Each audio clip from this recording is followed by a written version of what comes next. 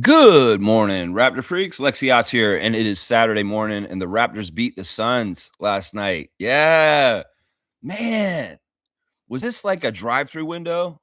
Like where you go up to the window and you put an order in, and then you come around to the side of the restaurant, the fast food restaurant, and they have the food for you at the window. That's what this felt like to me. It's like, what could we order up, Raptors freaks? What do we want to see? We want to see the team give a shit. We want to see the team fight. We want to see the team show up. We want to see the team and certain players show that they really care. And we got that last night. We wanted to see Darko make adjustments and changes that worked, that give us a new result. We got that last night. It's like if we had a checklist of what we want to see last night with the game against the Phoenix Suns, we checked them all off. I'm so happy because look, a couple days ago, we thought our team was a dead dog on the side of the road getting poked with a stick. And well, they responded. And all the different things they did to get back on track like they did last night are amazing. I mean, there's so much for me to talk about today. I don't even understand where to start because I could go in any direction right here. It's almost like y'all are gonna be up at a jukebox and you can press the buttons and you're gonna get a different song for each of the Raptors and Coach Darko and everything that's going on today because it's an awesome thing, man. It's an awesome thing. Scotty's evolving, yes. RJ is RJ. He's the truth. And Brandon, well, Brandon does care. And as long as we're not playing the Pelicans, I trust him. And I'm like, yeah, Brandon, thank you. Yeah, but just as long as we're not playing New Orleans, we'll be fine when you're playing. It's so good to be back on this side of things. And man, the other thing I didn't tell you guys yesterday is I had made a decision yesterday without talking about it on the show that if the Raptors lost last night, I wasn't going to go to the game tomorrow. But if they won the game, I want to go to the game tomorrow. So while they won, I'm going to the game tomorrow. I'm going to go to the game tomorrow when they play Detroit at 3:30, and I'm going to get really, really freaking loud. Because you know what? The whole decision was based on, well, if the Raptors don't care, I don't care. Why am I going to get in the truck and drive all the way downtown if the Raptors aren't going to give a shit enough to play basketball where they care, right? They care. So I care. So I'm coming down there tomorrow and I'm going to get as loud as hell in the 100 section for them and get those defense chants going right on an afternoon game on a Sunday, which is notoriously bad for crowds because it's the family crowd and it's usually people aren't totally awake. It's just a weird time to go to a game. So Lex is going to bring that noise tomorrow, Raptors, when we play the Pistons tomorrow. Yeah. Yeah, man, I'm so proud of Adriana. Adriana went to the game with her niece and Wendy last night. It was her niece's first game ever. And I knew when they went, I forgot that they were going. I'm like, calling her last night. I'm like, where are you? And she's like, I'm at Scotiabank Arena. I'm like, wait, why are you at Scotiabank Arena? She's like, I'm with my niece. I'm like, oh, yeah. I forgot she was going to the game. And you know what? Adriana's good luck streak of being in that energy in that building is undefeated, man. I'm telling you, if she's in the building, that's good luck. And they often win. And in some ways, when I realized that she was at the game, I was like, oh man, this is gonna be good. This is gonna be good. I was like, not totally sure, picturing in my head, how are we gonna take apart the Suns? And how are we gonna beat them like we did last night? How are we gonna do it? I knew mismatches would be a factor. And we saw that right from the start. We saw them taking RJ into the low post and posting up smaller guards on the Sun side very successfully right away. Right away. We took them right down low, and RJ easy left-handed little bank shots on people like Colin Gillespie and who's the other? Booker, people like that, man. Yeah, it's just there's so much to cover about the game today. Let's get right into it. I mean, I got my stars of the game. We got the Raptors Redditor of the day. I've got some crazy news and other places to talk about too. Oh, there's so much to talk about today. All right, so let's start it off. I'm going to go ahead and let you guys guide me on the chat today for which subjects, where to go to get to what. to talk about the game. So, yeah, Trevor J's words of wisdom, the commissioner of fun of the Raptor Freak channel. Trevor J, good morning to you down in Fort Lauderdale, Florida. I hope that you are just as blessed as you always are. And I know that your gratitude for God is real. And it is just a powerful thing that has been a powerful force in my life also. And I appreciate that. If today tested you, let tomorrow witness your comeback. Rise again and keep moving forward. The strongest people are the ones who keep on getting back up. Rise again. That's the power. Move. Take the losses from the fall. Leave the doubt behind and race stronger than before your story isn't finished. There's a lot of deep stuff in Trevor's words here because this has been a theme he's had this week. I'm talking about if you get knocked down, if you're down and out, if things aren't going your way, keep trying, keep rising up, keep being like Rocky in the boxing ring. Keep going because you'll break through. And that tenacity that you build from going against the adversity and not giving up is inspiring, and it will get you somewhere.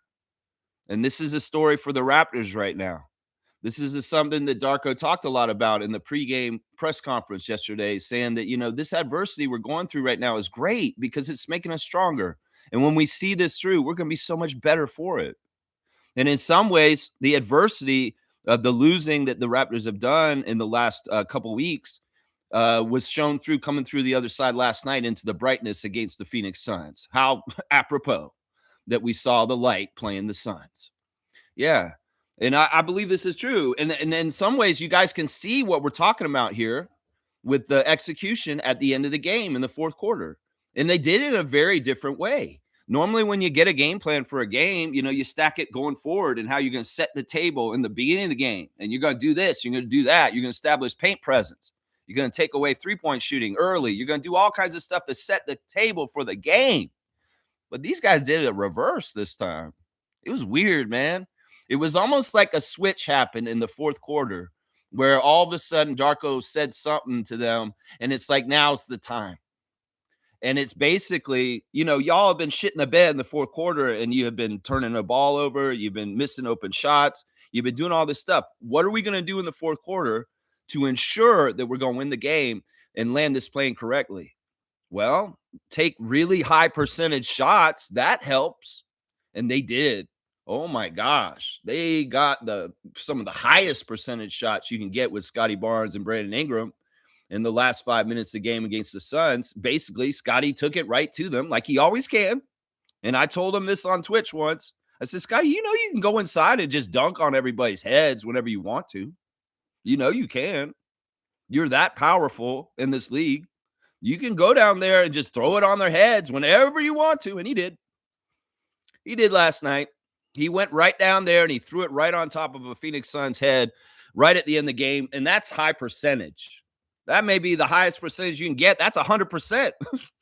That's probably going to go in if his hand's on the rim like that. Yeah, that's 100% shooting, high quality shot. Very high quality.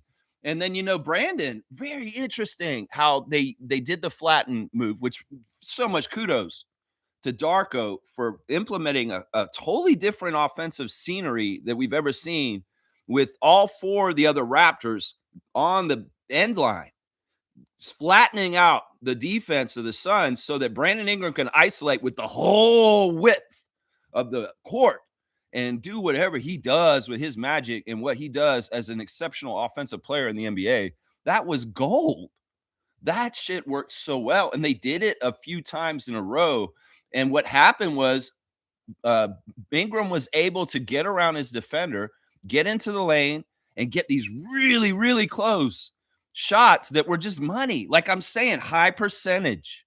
So high percentage. It's like, let's not have a chance to fail because we are going to take a really good shot that is going to go in very likely because this is so easy for Brandon.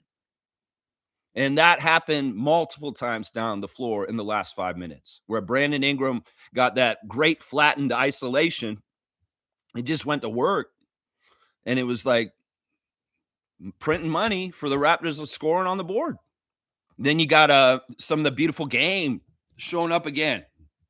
The beautiful philosophies of a European coach named Rajakovic, where we've seen these things earlier in this season a lot more, where Paul would move so fast around the horn and get around to the right shooter in the right place. You see Jamison Battle passing up a three to give it to Brandon Ingram to take the three. Those are both good options for taking the three. The ball's going, and even in the end of the game, the ball goes around like that and it finds RJ in the corner for three. And RJ ain't trying to miss at the end of the game because this man's a true winner. He's a guy who's doing it all out for our city and our country and our team, the Toronto Raptors. And man, that money three near the end of the game, once again, in some ways, a very high percentage shot because it's RJ in the fourth quarter and nobody's guarding him. And the ball moved so well away from the defense that he had all the time in the world to sink that shot easy. This is high level stuff. And in some ways, it's very interesting how they did it. In some ways, it's also kind of like a thing where I think that Darko had all these tricks up his sleeve all along. It's just in some ways he's trying to get away with beating other teams without showing all of his cards, right? But when you lose like you did to the Pelicans last Wednesday, you kind of have to get your cards ready to possibly play because this is a bad time. This is a desperate time. This is a time where the team's bottoming out in some bad ways. And well, you got to bring in extra stuff. And well, maybe he did play a couple cards. Maybe he wanted to play closer to the end of the season or in the playoffs even. Now, I'm sure he had that flatten the defense move for Brandon Ingram in plans and thinking about doing it for a while. It's just that, we need to do it now because this is desperate and we need to get the win tonight no matter what. I've often thought about how coaches don't show all the stuff they're working on during the season with their team until sometimes the playoffs. Nick Nurse was classic for this. He's always tinkering and doing all kinds of stuff.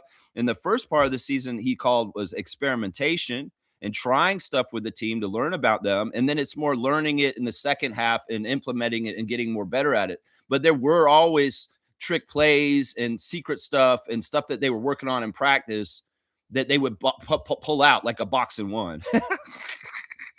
You know what I'm saying? So Darko had to go to some of his special secrets in some ways to get that effect, but boy, did it work, man. Boy, did it work, man. What a joyous game to watch. And I'm just so happy to see that the Raptors care and that they are professionals, that they do. There was a lot of talk before the game in the pregame press conference by Darko about the reaction to DeJounte Murray glowering over Jamal Shed in the Pelicans game. And he said some harsh things. He said, this is not our team. This is not the way we should have acted. There was a mess up. And we talked about it. The guys talked about it amongst themselves. And we talked about it with them also as the coaching staff, that this is not who we are. And that, no, we're not going to let people punk us like this. And, we will, the next time things will get taken care of correctly if this happens. Yeah. Yeah. In some ways they didn't take care of Shed. And Shed was open about it. He said this. He's like, look, he was very diplomatic. He was like, basically, yeah, somebody probably should have come and got me, but it's we learned from this and we're moving forward. Yeah. Yeah. And they're ready to do it now. They're on call for it. They're a little bit more warned to be vigilant about this just in case. And this is a crazy thing. The NBA in some ways can be like prison where you show weakness and everybody wants to try you like a chump. And they did do that last night. The Suns did try us. There's in particular, Goodwin was talking major shit with his mask on and going at Shed and saying probably really awful things, saying just awful, insulting things to him, maybe calling him a soft ass, punk ass bitch, saying whatever he said to him. I don't know, but he was talking mad shit. And it pissed off a couple people. At one point, Scotty in the middle of the game went and did a very alpha dominant move in the paint because Goodwin wouldn't shut up. That's the thing. You show that weakness, just like if you're in prison, you show some weakness, everybody's going to think you're a punk and they can punk you.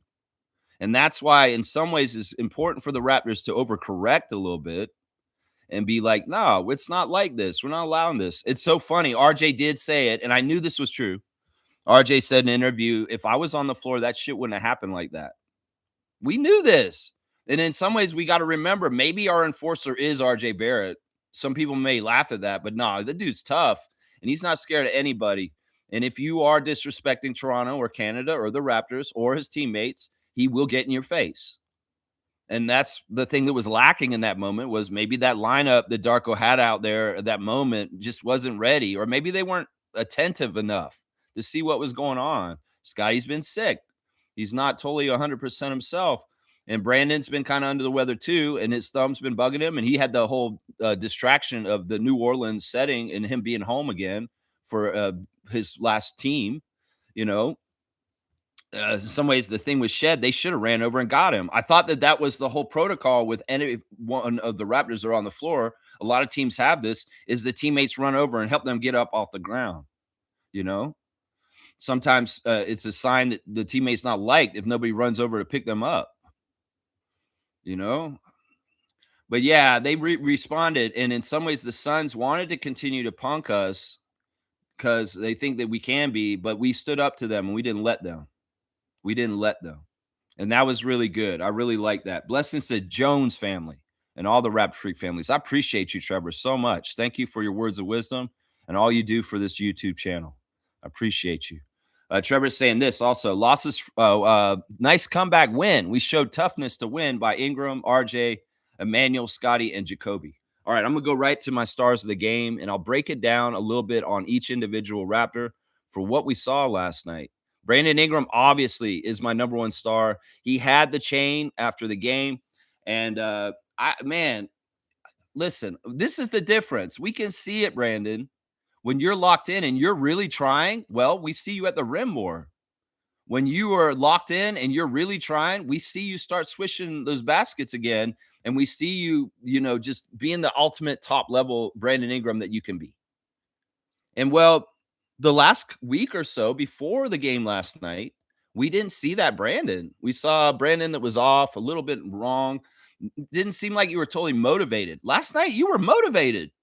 In fact, right off the bat, we saw you take the ball right to the basket, right on the first possession, and get an easy layup on the Suns to start the scoring in the game right off the top. And I was like, wow, Brandon's aggressive. Brandon is taking it to the hoop on the very first play off the tip off. And I was so happy about that because that set a tone. That set a tone and again, him a basket early. And in some ways, this is just basic basketball stuff that we all learn when we're growing up and learning the game is go get the easy basket inside and your outside game will open up and get easier too. And it's no coincidence that Brandon Ingram started hitting most of his shots from the outside after going inside and getting that first basket after the tip off. It all comes from the inside out. So many people in this league this time are trying to start from the outside to go in, and they fail because they're not zeroed in. They're not feeling the geographic presence of the GPS of the hoop from where they are. You got to go inside and touch it and get it first up close. Get that early close shot, and then you can get the parameters of the distance to shoot it better from the outside. And this is true for Brandon. And man, there was such an effort, man. It's just somewhat times we see you seem like lackadaisical, being a little lazy. In some ways, we don't understand the 65 game grind you've been on this season so far and how much work and effort and energy you put out so that you may be a little worn down. And there are times where Brandon may walk the ball up the court or walk really slow or just look like he's kind of on sleep mode. But there were way more times last night where Brandon was very kinetic, very active, very all over the place and doing his part and playing not desperately, but playing with urgency. Urgency to prove that they do care, that they do want to win, and that they can win. And they will win in the fourth quarter if they do things right. And I appreciate the whole team for this, man. 39 minutes for Brandon Ingram, 36 points. Yeah, not that far off from a 40 piece there, BI. 13 of 20 from the field, 5 of 6 from 3, 5 of 7 from the free throw line, 7 rebounds, 3 assists, 1 steal, a plus 17. That's the stat line I like seeing there. You had a pretty good stat line against New Orleans, but was a hollow stat line that didn't lead to winning. This was a fleshed out, strong stat line, robust in the way to get the W for the Toronto Raptors. Salute to you, Brandon Ingram. I'm just going to remember that when we play the Pelicans, we can't count on you or trust you. But otherwise, you are the man, and we love you, Notorious BI3. We do. We do. You're such an interesting player, and I just want to see your excellence and your continued growth as a player, as a Raptor, and just striving and achieving to get the higher levels and helping the team win. Thank you, sir. Thank you for showing up. Thank you for being a professional. Thank you for showing that you give a shit. And thank you for helping the Raptors get the W last night, carrying them with the great offensive scoring. In fact, we saw what we paid to get you for that fourth quarter execution and landing the plane towards the W at the end of the game. And you are primary person in that, Scotty and RJ and other people too contributing, but you are primary person that hit most of the shots at the end of the game to help carry us over the Suns from behind in a game that we were playing from behind pretty much the whole game. You helped them get over the hump and get to the end and win it. So awesome. My second star of the game is the man from Mississauga, the man who don't take no mess. And I'm like RJ too, man. I don't take no mess either. I stand for my city. I stand for my country. I stand for my team. Some people may want to shame me and say, there's other teams in the league and the Raptors. Why you just care about the Raptors? Why don't you care about other teams? Because I'm from Toronto and Toronto's my team. And if you have people in your community that are for the Rockets or for the Celtics or for the Warriors, they're diehards too, and your cities too. I'm just the equivalent up here north of the border, and there ain't nothing wrong with that. I'm a student of the game. I understand the history of the game since 1947 to today. I've been studying this game for 50 years. I've been involved in watching the NBA and scouting people for so long. In some ways, it's like, look, I'm for my team. I'm for my home team. I have pride in my home team. A lot of the NBA and NBA people don't. They're disrespectful to the Raptors, and it's obvious. It's obvious in some ways, and I will talk about this some more later. But RJ Barrett's a real one like me, and we're for our city. And the thing is that he does stuff on the court that he's doing it pure of heart. And you know what the thing that I loved about RJ the most last night? He was telegraphing. This man was ahead of the plays, and he was in the right spots because of that. This is always the sign of a high intellect, high IQ NBA player. This is the stuff LeBron does. This is the stuff that Magic and Larry did back in their era. You see a couple plays before the play, and you're just happen to be serendipitously in the right place at the right time to do the right thing.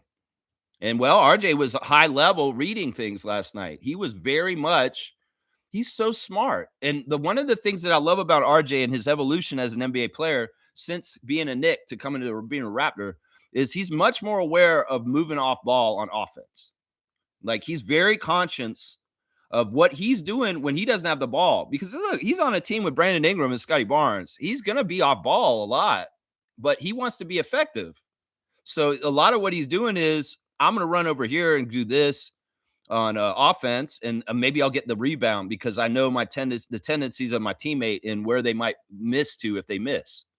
On defense, I'm going to read this, and I'm going to come in corner hedge. I'm going to shadow double. I'm going to do this because that'll help this agitate this and hopefully cough up a turnover and get us running in the fast break. There's a lot of very smart pre-thought that RJ's doing out there where he's reading plays ahead of everybody else, and he's getting to the right spots, and he's Johnny on the spot because of it. And we saw a lot of that in this game last night.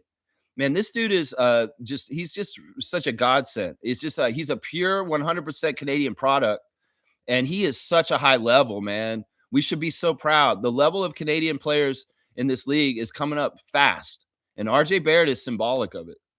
But yeah, man, just a little bit of everything. RJ's out there doing a little bit of everything to help them win.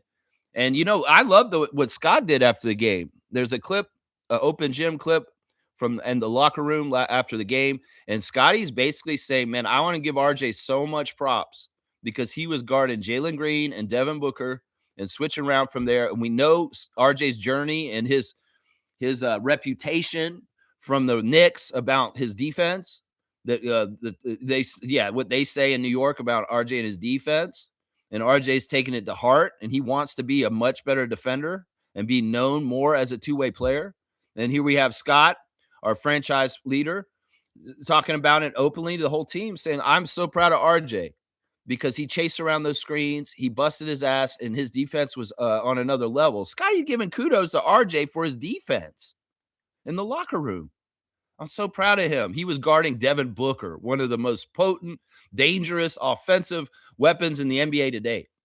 He was guarding Jalen Green, my buddy, Scotty would say, my best friend, who's a very good shooter, apparently, because he can hit circus shots from way deep with people on him. And he's just like that. That's high level shots Jalen Green was hitting last night. And sure, those two guys combined for over 60 points again last night because they're like that. They're dangerous. But Scotty's giving RJ props for playing defense on them solidly. And I mean, at the end of the game, for sure, that was happening, man. The Raptors limited the Suns to like 2 field goals in the last 6 minutes of the game. That's pretty damn good considering. Really, really damn good. RJ, 35 minutes, 22 points, 9 of 16 shooting, 1 of 4 from 3, 3 of 4 at the free throw line, 6 rebounds, 5 assists, 1 turnover, 2 steals, and a block, a +9 for number 9. Yeah, that's all around, man. He got a block. He got 2 steals. What? He got 6 rebounds. He got 5 assists. And he shot 9 for 16. Man, all this stuff that they said about him being a toxic asset in New York and having all these weaknesses. It seems like RJ's strengthening his weaknesses with his defense or his quality of shots and shot control and whether he's making most of his shots. Seems like he's fixing some of this stuff that they used to say was so bad about him. The other thing I love about RJ is he's the best improviser on our team. In some ways, he's the guy because of his footwork, because of his fundamentals, because of his pump fakes. He can improvise in the middle of the game, and he can get us baskets when things stagnate. Like when the Raptors have trouble scoring all of a sudden in the game for whatever reason, RJ Barrett's often the next guy to score, partly because he's not totally predictable. In some ways, he is a very much an X factor for his improvisation also. And sometimes we just need him to get his defender on his back and come down the lane like Steph Curry would and make a very strong left-handed layup. Sometimes we need him to run around the outside and come around the screen and catch the ball and bomb a three, a very open three because he worked hard to get open. You know, there's a lot going on here with the evolution of RJ Barrett. And because he's Canadian, he plays on the Canadian team, nobody's going to notice this or talk about this in the NBA media down south. Have you heard them talk about RJ at all in the regular NBA at all? Hell, they barely talk about him up here. And we all know the reasons why is because in some ways he's gold for, you know, things and getting the NBA more popular and getting more Canadians involved. This is a Canadian guy from Toronto, on Toronto. You know, you should root for him. Why don't they advertise him like that up here in Canada? They don't. And down south, they damn for sure ain't going to give him any credit with an NBA that's based out of New York City. And they don't want to tell the tale that RJ Barrett might be better past them. I mean, that's as obvious as anything. So, yeah, we're going to give him credit and we're going to overly shine on him. Some people say, why are you talking about the Raptors so much? Because nobody else is. And they deserve it. And in some ways, I'm the inverse of all the shade and the overlooking and the bias from American media markets. I'm going to make up for it.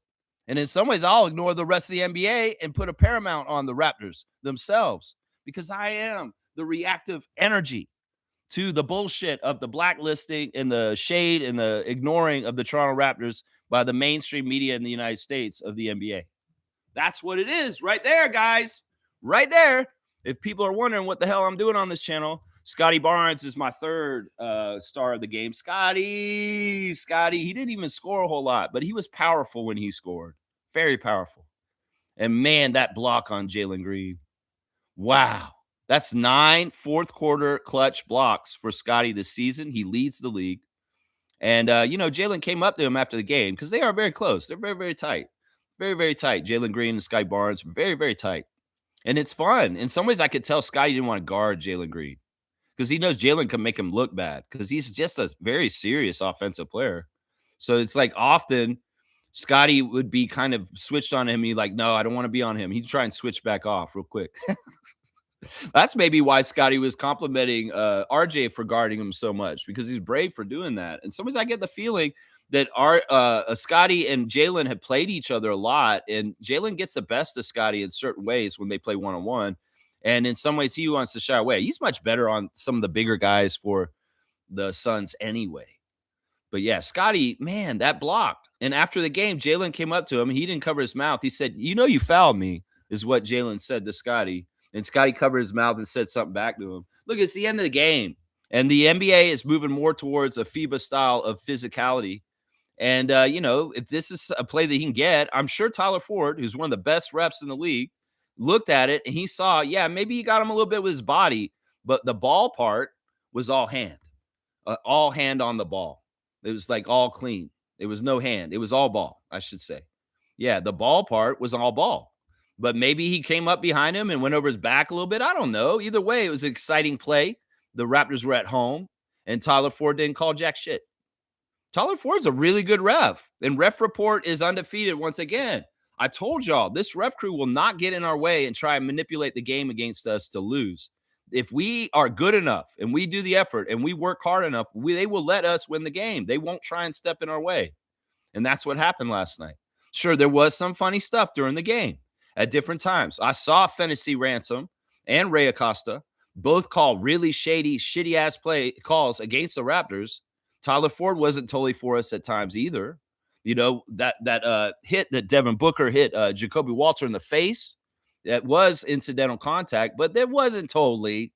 It's not like Devin Booker didn't know that Jacoby's head is right there. If both his arms are this way, it's obvious his head's in the middle.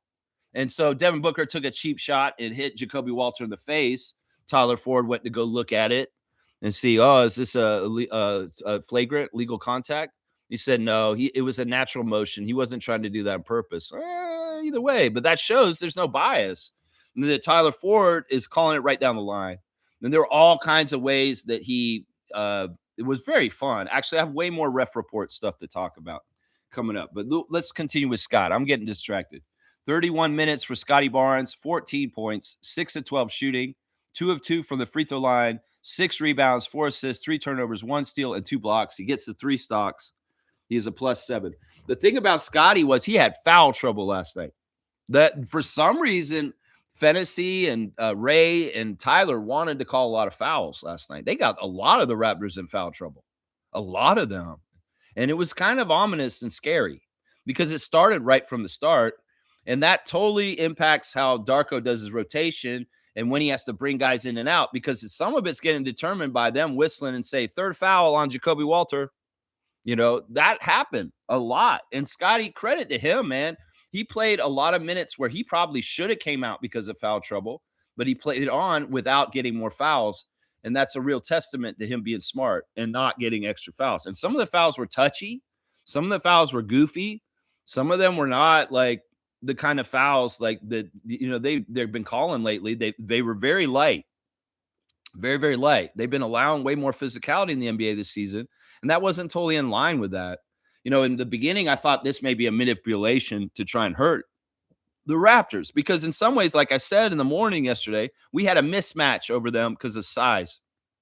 In some ways, we had mismatches of size, like Pirtle and Barrett and Barnes against them, and we couldn't totally utilize them. We saw flashes of it at times. Pirtle was very dominant very instantly at times, where nobody could do anything with him because he's so big. But they took that away from us by putting foul trouble on Barnes and Pirtle early. So we couldn't exactly operate with the biggest advantage we had, which was we did have a size advantage over the Suns last night. So foul trouble on Barnes and Pirtle in the first quarter. In some ways, that makes it harder for the Raptors to not use this the easiest thing to beat them by and have to be creative and find other ways to beat them. So, yeah, that was part of it right there. But, yeah, Scotty, amazing block at the end. Some very powerful offensive moves at different times. Some very high percentage moves where he was just taking it to the basket. And they also said this about Scott yesterday. The man was extremely sick. In some ways, they didn't even we don't realize how bad he was last night. It's kind of crazy he played, honestly, because he was questionable. And they were saying that, he's a game time decision. You know how he is, though. And we know from Twitch, if he could be out there on one leg and whatever, he'll be out there. He could have a thing with a transfusion thing hooked to him. He'd try and be out on the court. Seriously. He's like that. And, well, a valiant effort. And Darko very much made note of this after the game, saying, Scotty, he probably shouldn't even been out there last night. He's busting his ass. And in some ways, that in itself shows how much Scotty does care about playing for the Raptors and helping them win, because he was sick. And that's part of the reason why his minutes were 31 minutes and he only scored 14 points is because he really was sick. And at the beginning of the second half, we saw he wasn't on the court. That Shed was out there instead of him. And it was like, whoa, we're not going to have Scott for the second half. That's a huge blow. That's going to make it really hard to beat the Phoenix Suns in the second half if our franchise player and best defender is not on the court.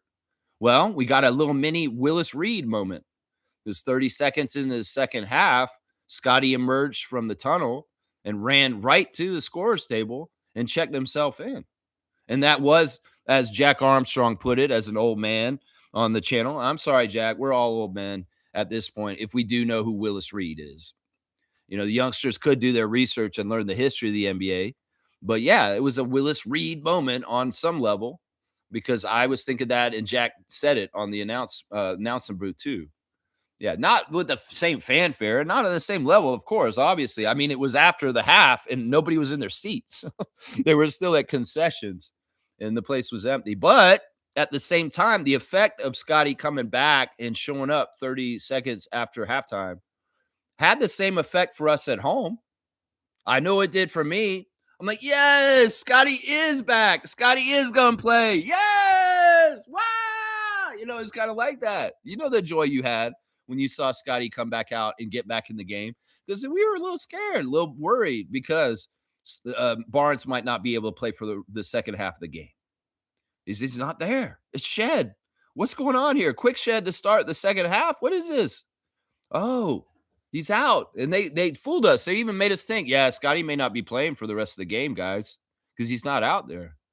But then he gained out there, and he is out there. And boom, in some ways, that is a momentum builder and bring it up. Was this calculated? Could Darko have thought about this? It's like, I really want to build a boost for the team. So, Scotty, when the half starts, you stay in the back for a little bit. And we'll start Shed for the second half. But you run out and go right to the scorer's table, and we'll put you in. Watch. This will send some good energy and build us up and feel put wind beneath our wings, Bette Midler. I mean, I felt like that's what happened there. Seriously. Did y'all feel that at home? Seriously? Or at the arena when you're watching it? Where's Scotty? Where's Scotty? And then Scotty shows up like a hero and he checks himself in the game. That was awesome, man. That was awesome. My fourth star of the game for last night is Jacoby Walter. Jacoby Walter ends up becoming like the sixth starter when people are missing.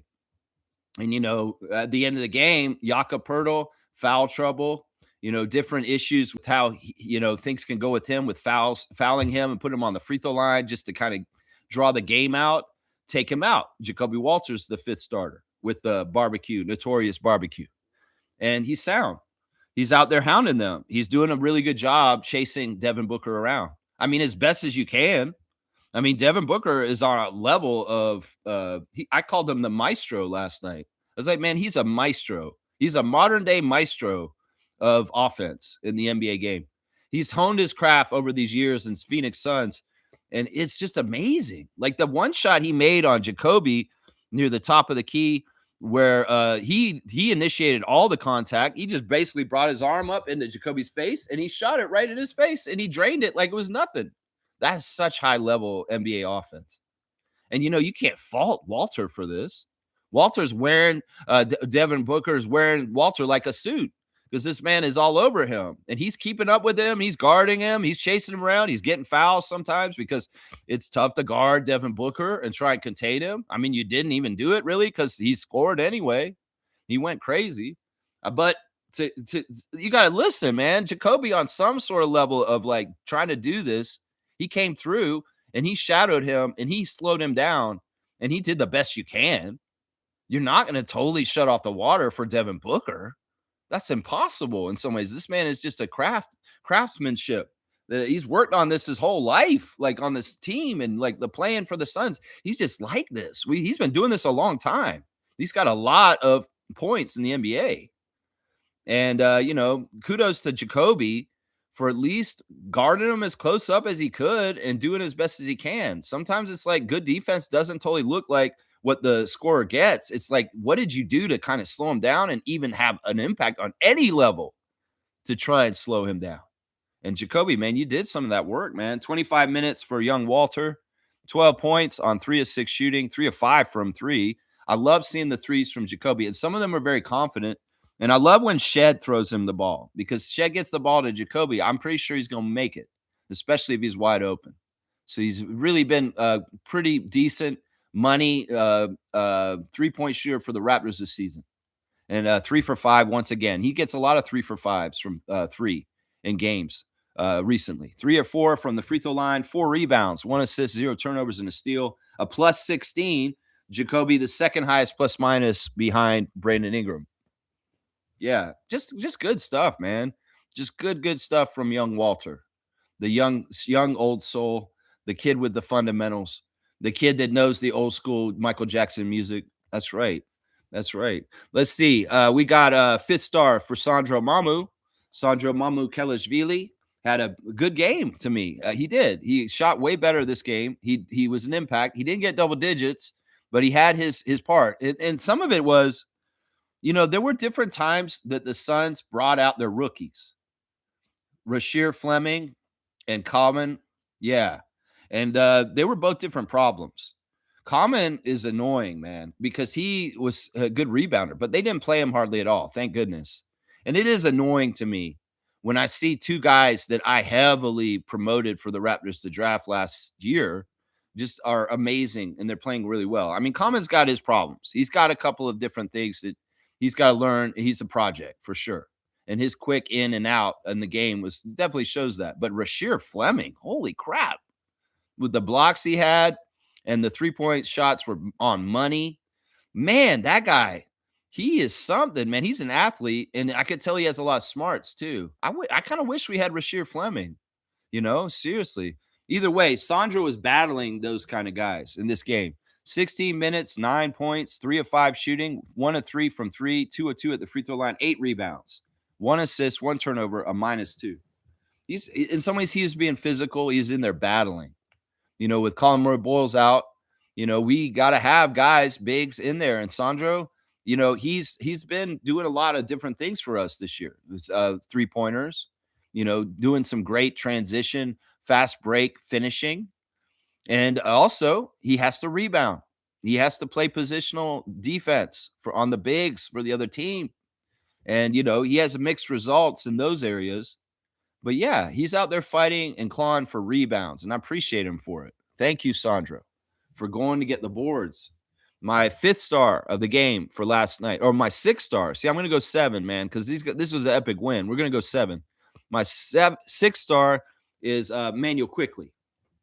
Quickly didn't shoot the best, but he was active, and he did put in points when we needed them. And some of those threes that he hit were very timely and absolutely what we needed in that moment.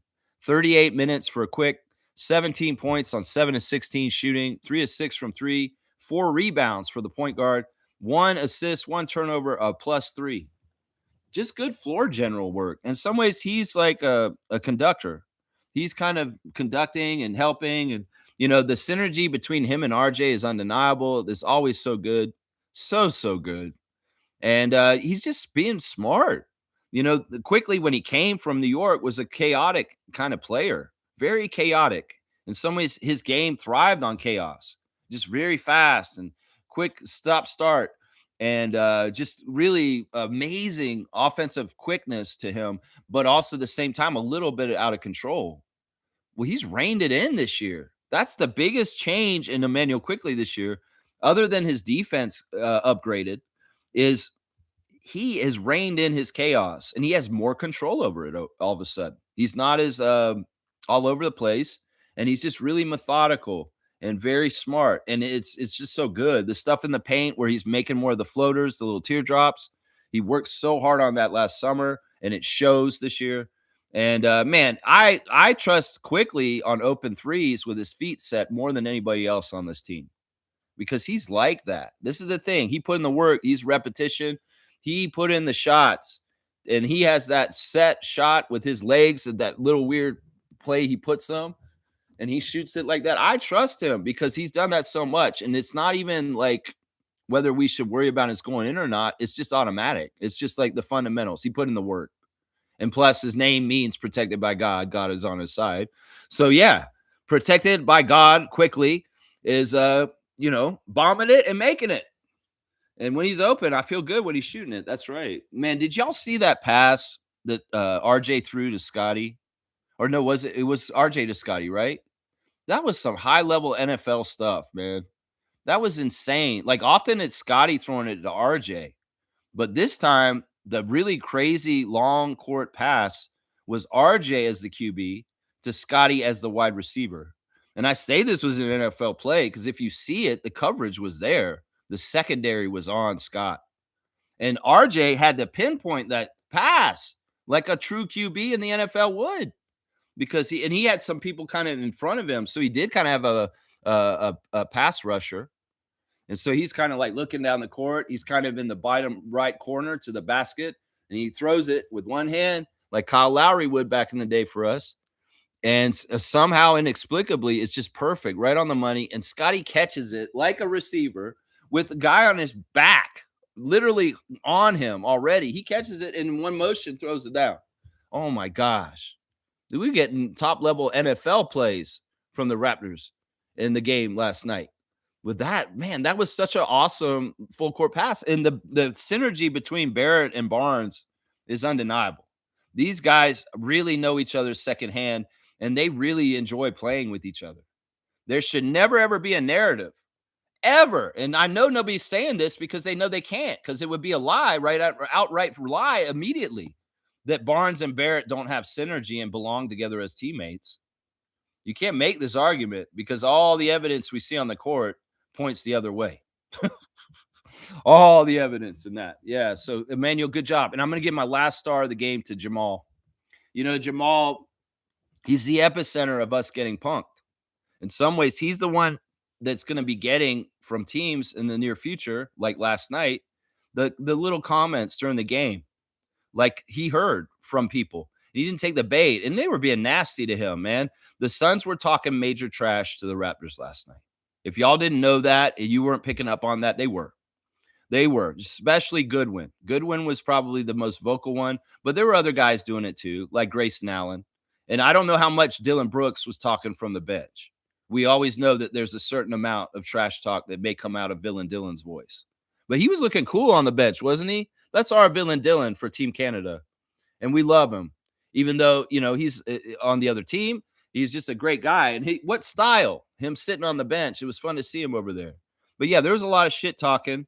And Shed took the brunt of it because he was the epicenter of what DeJounte did the other night.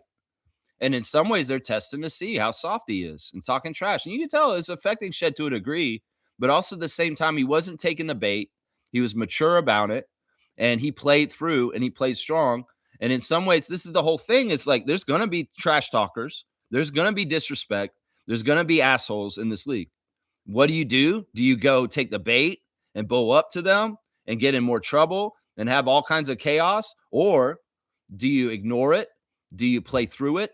And do you play hard and play well and you get that W and that's the last laugh? That's what you do right there. Is whenever somebody's coming at you like that, the best revenge is to go ahead and come back and win the game. In some ways, we want to be like Luka Doncic when they played the Bulls recently. And young Matas Buzelis made the mistake of talking trash to Luka. Because what did Luka do? He got pissed off and he went and got 51 and beat the Bulls. This is what I'm saying. This is how it used to be done in the old NBA. You talk trash? Well, I'm going to let my game do it, and I'm going to make you pay for it.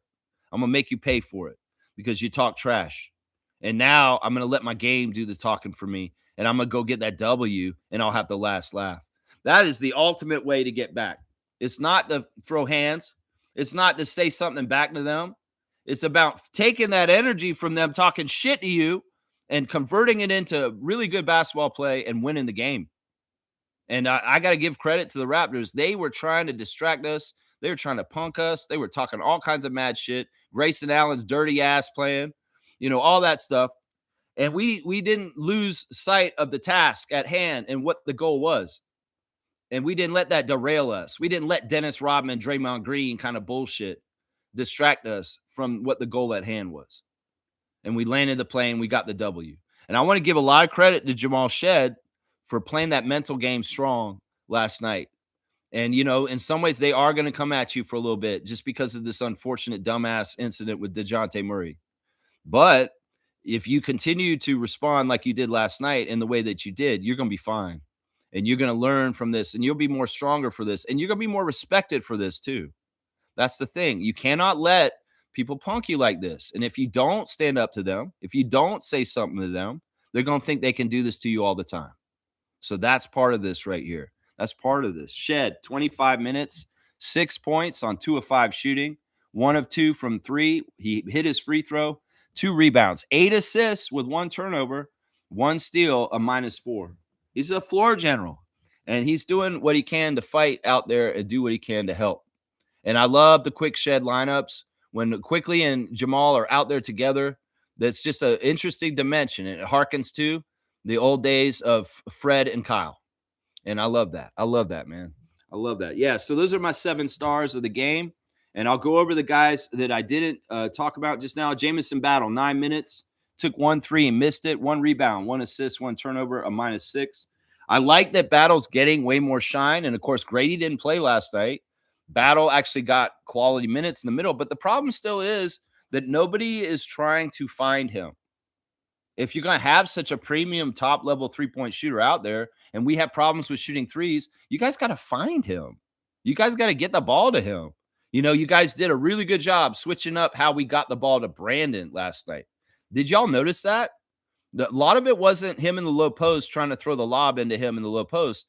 A lot of what they did last night was getting him the ball off the top of the key, off screens, or just giving him the ball to bring up the court at half court. And then you don't have to make an awkward initiating pass to him where there's a possible turnover of trying to get him in the low post.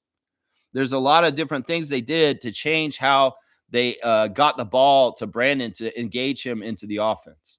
And it worked. These couple of different techniques that were different. In some ways, we did see what we were crying out for this week, where Brandon was more off the ball and not just so heavy holding the ball and doing this. We saw a lot of other guys holding the ball and moving around. And thankfully and luckily, and of course this is going to happen, the ball is going to end up in Brandon's hands and the ball moving around. And we don't have to force the ball to him in isolation to make it happen that way. But if we are going to isolate Brandon, well, the way we did it at the end of the game with flattening the defense was a really smart way to do it.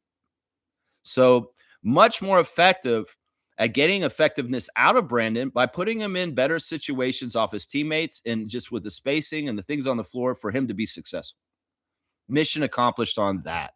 That was definitely on the checklist that we've been talking about on this channel for the last week.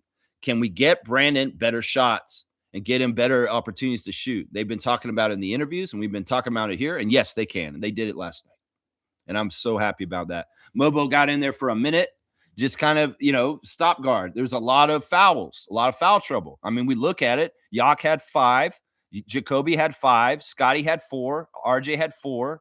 We had some foul trouble last night. It's not like the Raptors have had to deal with foul trouble a lot this year because the refs just don't call fouls as much this year. But they did last night.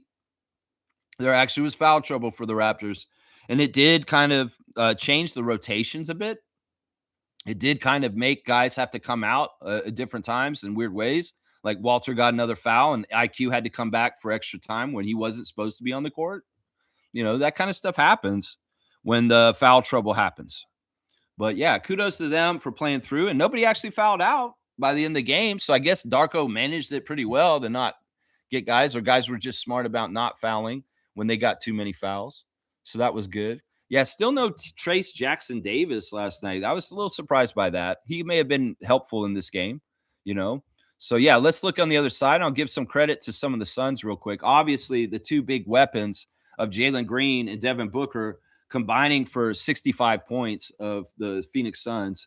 Yeah, that's huge, man. Between the two of them, they shot 23 of 45. 23 of 45. That's pretty good. That's above 500, above 50% for both of them together on a high volume. Crazy. And Jalen Green shooting 8 of 16 from 3. That's nasty. That is nasty. I don't totally respect Jalen Green. And, in some ways, like, I think that he's not totally a winning type player because of his player build and stuff like that. But, man, he does have some real NBA talent. And he is really good shooter with coverage on him outside and deep, too. He's dangerous. Let's just put it that way. If he could rein in his game to be more like winning style fundamental stuff, he could actually be a even more dangerous player. But in some ways, he was on Rockets for his early career, and in some ways, that wasn't the best place for him to start his early development. It really just wasn't. So yeah, but yeah, kudos to Jalen Green, the friend of Scotty Barnes, and yeah, you got blocked, bro.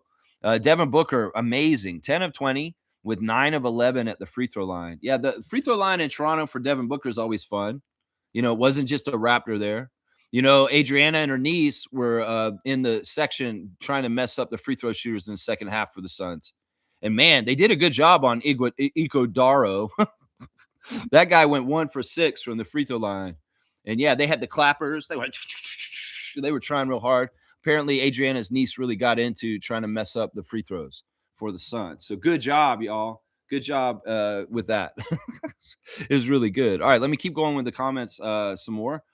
Trevor's saying Scotty gives RJ his flowers for good defense in the game in the locker room. Yeah, I love that. I love that. And I want to see more of those kind of scenes. They had a clip on NBA main official page. And so they're putting the Raptors on a little bit of blast on the main NBA in the US, showing Scotty practice mic from Summer League. This was an old clip. This was from like last summer. The clip that is going around of Scotty on NBA.com social media of him in the practice and him doing the game with Sandro to pick the ball up. Yeah, that was actually from, because they're in the clip, you see them talking to Jacoby about him cutting his hair. So think about when that was. When did Jacoby cut his hair?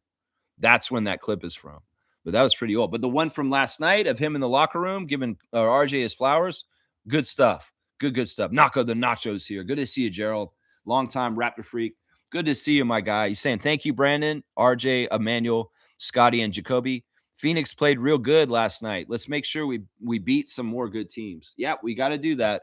And next up, we get a chance to try and beat the Eastern Conference leading Detroit Pistons tomorrow. And, well, there's been a little bit of sliding for them recently, but they've kind of gotten things right on track again more recently. But who knows? We can build off of the things we learned from the game last night and get this energy, keep it going. We play that high level of urgency and playing with very deliberate, strong, winning kind of way. Anything's possible against the Pistons tomorrow. And I'll say this, once again, I'm going to go down there and get loud myself. If there's going to be any kind of quiet Sunday afternoon crowd in Scotiabank Arena, I'm not going to allow that. I will personally go down there myself, and I will be loud as fuck tomorrow. And I appreciate Adriana for getting loud last night to help the Raptors beat the Suns. And that lady who's giving her stink eye from a couple rows up, 2-finger salute to you. What are you even going to a basketball game if you don't think people should get loud? Seriously. She's a fan. She's not yelling profanity. She has a perfect right to be loud. And if you don't like it, stay home. How about that? How about that? You stay home if you don't like the loud crowd at the arena. That's right. Nako's saying this. I got the chance to hear Herbie Kuhn speak a few days ago. Talked about his mental health and his journey through broadcasting for Toronto sports. Real good speaker. Herbie is a man of God. He's the chaplain for the Toronto Raptors and the Toronto Argonauts. And his story is very interesting. In fact, I want to see if I get it right, Nako, because I do know his story without have been at the speaker thing. It's so awesome that you got to see him, by the way. Herbie was a drug addict. I'm not lying. Like when he was young in his early 20s, he got into drinking and partying heavy in Toronto scene, and it wasn't right for him. And in some ways, that's when he found God and got his way out. And he's, it's totally changed his life. But yeah, he had problems when he was younger. And I'm sure that's what he talked about, that he was a partier and he wasn't taking care of himself correctly. And well, he had some big life changes. And, he's very much a huge man of God. And he's such an iconic voice for our games in the arena. He's been there since the first tip-off in Skydome against the New Jersey Nets in 1995. So it's like this dude has been a Raptors original. And that's so awesome that you got to hear him speak in person. Every time I've run into Herbie myself, he's always been very kind to me and given me a moment of his time. So salute to Herbie Kuhn. And I appreciate you going to hear him speak, Gerald. I love you, man. And I hope you're doing really well this Saturday, man. G's saying this morning. Good morning to Good Game, the original Raptor Freak trivia champion. B.I. and Scotty, this is what we wanted to see. Yeah, this is it, man. Like I said, it's like a drive-through. Order up, go up to the drive-through. How can we help you today? What would you like? Oh, we'd like Brandon to give a shit. We'd like Scotty to play tough and hard and want to win. We'd like the Raptors to take care of the ball and do things right in the fourth quarter. We'd like to see Darko adjust things and do things on the fly that are different. Okay, come around. It'll be I don't know how you can't. It's priceless. Come around the corner and we'll get you your stuff. And then you come around and there it is. It's all there. You get in the drive-through window. What you ordered. Yeah, what you ordered, what you wanted from the Raptors last night. You got it. You got it. That's right. That's right. Heart, hustle, passion, fight. They give a shit. They don't just collect checks and live that NBA lifestyle. These guys are trying to win and trying to get better and stuff like that. Sometimes you wonder about that in the NBA. Teams are just sometimes, are you actually trying or are you actually trying to do anything? These tanking teams aren't. And sometimes teams just are mediocre. They just check out. They're not trying. They're just going through the motions, traveling around through cities and just playing. You don't want that. You want people that are trying and really going after it with urgency. And that's what we had last night. That's right. RJ is always a beast. Great challenge and coaching. Yeah. Really, really good stuff. As far as, RJ's been really solid. He's been the Raptor that's been the most solid in the last month. Very consistent. Very, very, very consistent for the most part in the last little while, for sure. All right. Wow. I see we got a lot of Raptor freaks in the channel today. Don't worry, everybody. I'm going to get to everybody's comment. I'm going to read all the way through. You love Scotty's hops. That's the thing, man. He can do this whenever he wants. It's really like, I want Scott to feed off of this kind of bullshit. Like what happened to Shed. Like Goodwin talking trash to him at the free throw line. Like sitting there talking to him with this goofy ass mask saying, y'all are soft bitches here in Toronto. And it's like, fuck you, man. You trying to get me to fight you? I'm not going to fight you. It's like, yeah, you're soft bitches up here in Toronto. Oh, I'll show you. And go down the other end of the court. Scotty muscles into the post and throws it on their heads. You could do this. If this is the way we can motivate young Scott, who's so unselfish and he doesn't really call his number and try and go get stuff, is like, well, if the other team pisses him off, maybe Scotty will go Hulk up on them. Because that's what we might need to do. I mean, in some ways, Scotty, if you have trouble motivating yourself, we can get you in the school of Michael Jordan and you could take any slight to heart. Like, seriously, any slight. It's like Michael Jordan would make the craziest ass shit up in his head to go out and get somebody that night in the game he's going against. Oh, I think you said something about my mother one time. He's like, I never talked about your mother, Michael. Never talked about it. I think you did. And then he's like killing them. Any way you can get the motivation, Scott. Because if you want to hulk up and be the most powerful Scotty Barnes in the NBA, sometimes you may need to be pissed off at people because they're being assholes and they're trying to bully us or they're trying to talk shit or they're disrespecting the Toronto Raptors on the court. And you are holding the standard for respecting the Raptors. I mean, I love this, Scott. In some ways, you showed it last night. This is maybe a natural way to light a fire under your ass so that you will be a more powerful NBA player because there is adversity. Yeah, this is great. Whatever it can get you to motivate you to be your best potential NBA player you can be, feel it and go with it. Seriously, man. Yeah, Adriana's saying this. Good morning, Raptor Freak family. I can't stay long. I just want to say I took my older niece to her first NBA game. She had a good time. Go Raptors. I appreciate you so much for going. I'm serious. And I know that she had a fantastic time. And hopefully she's going to want to go and be a Raptors fan for the rest of her life. That's how you do it. You take the youngsters to the game. They feel the energy of the Scotiabank Arena, the party scene, the party, the music, the dancing, the spectacle, the energy. The thrill of watching your team losing the whole game and then they come back at the end and win at the end and you get all go, wow, that can be addictive. That can be very fun. That can be very attractive. And sometimes that is what gets people in and they're hooked for the rest of their life. So God willing, your niece is now a Raptor freak for the rest of her life. She's been initiated into the family because she's gone to a Raptors game as of last night. That's amazing. Yeah, Fiercey's here. Good morning to MJ, holding it down for us around Quebec, Ottawa region. Good morning to you, MJ. Good morning, fam, and happy Saturday. Great game yesterday. We needed that one bad. I didn't want to come in here today and have to talk about another loss and go over and pick apart why we lost. I'd much rather talk about the triumph and the win and us getting out of the mud finally again. I mean, that's what I said to Scott yesterday. Scott, you got your life out of the mud a long time ago. Get your team out of the mud right now. And he did. They got it out of the mud. They got it out of the mud. That's right. Yes, they did. Fiercely saying we showed up in the fourth. Scotty's block on his buddy Green was filthy. IQ's defense was very good, and Ingram was offensively the difference maker. Ingram was definitely carrying us, and it was the primary. And he did also do that role of carrying and being the fourth quarter clutch guy at the end. And that's what we're asking him to do. And he came through on all of that to the T. So yeah, I may have said some derogatory things about Brandon Ingram because of him sabotaging our game in New Orleans, but otherwise, you dude, when we're not playing the Pelicans, I love you, bro. But if we're going to play the Pelicans later this month, you better play hard against them in Toronto.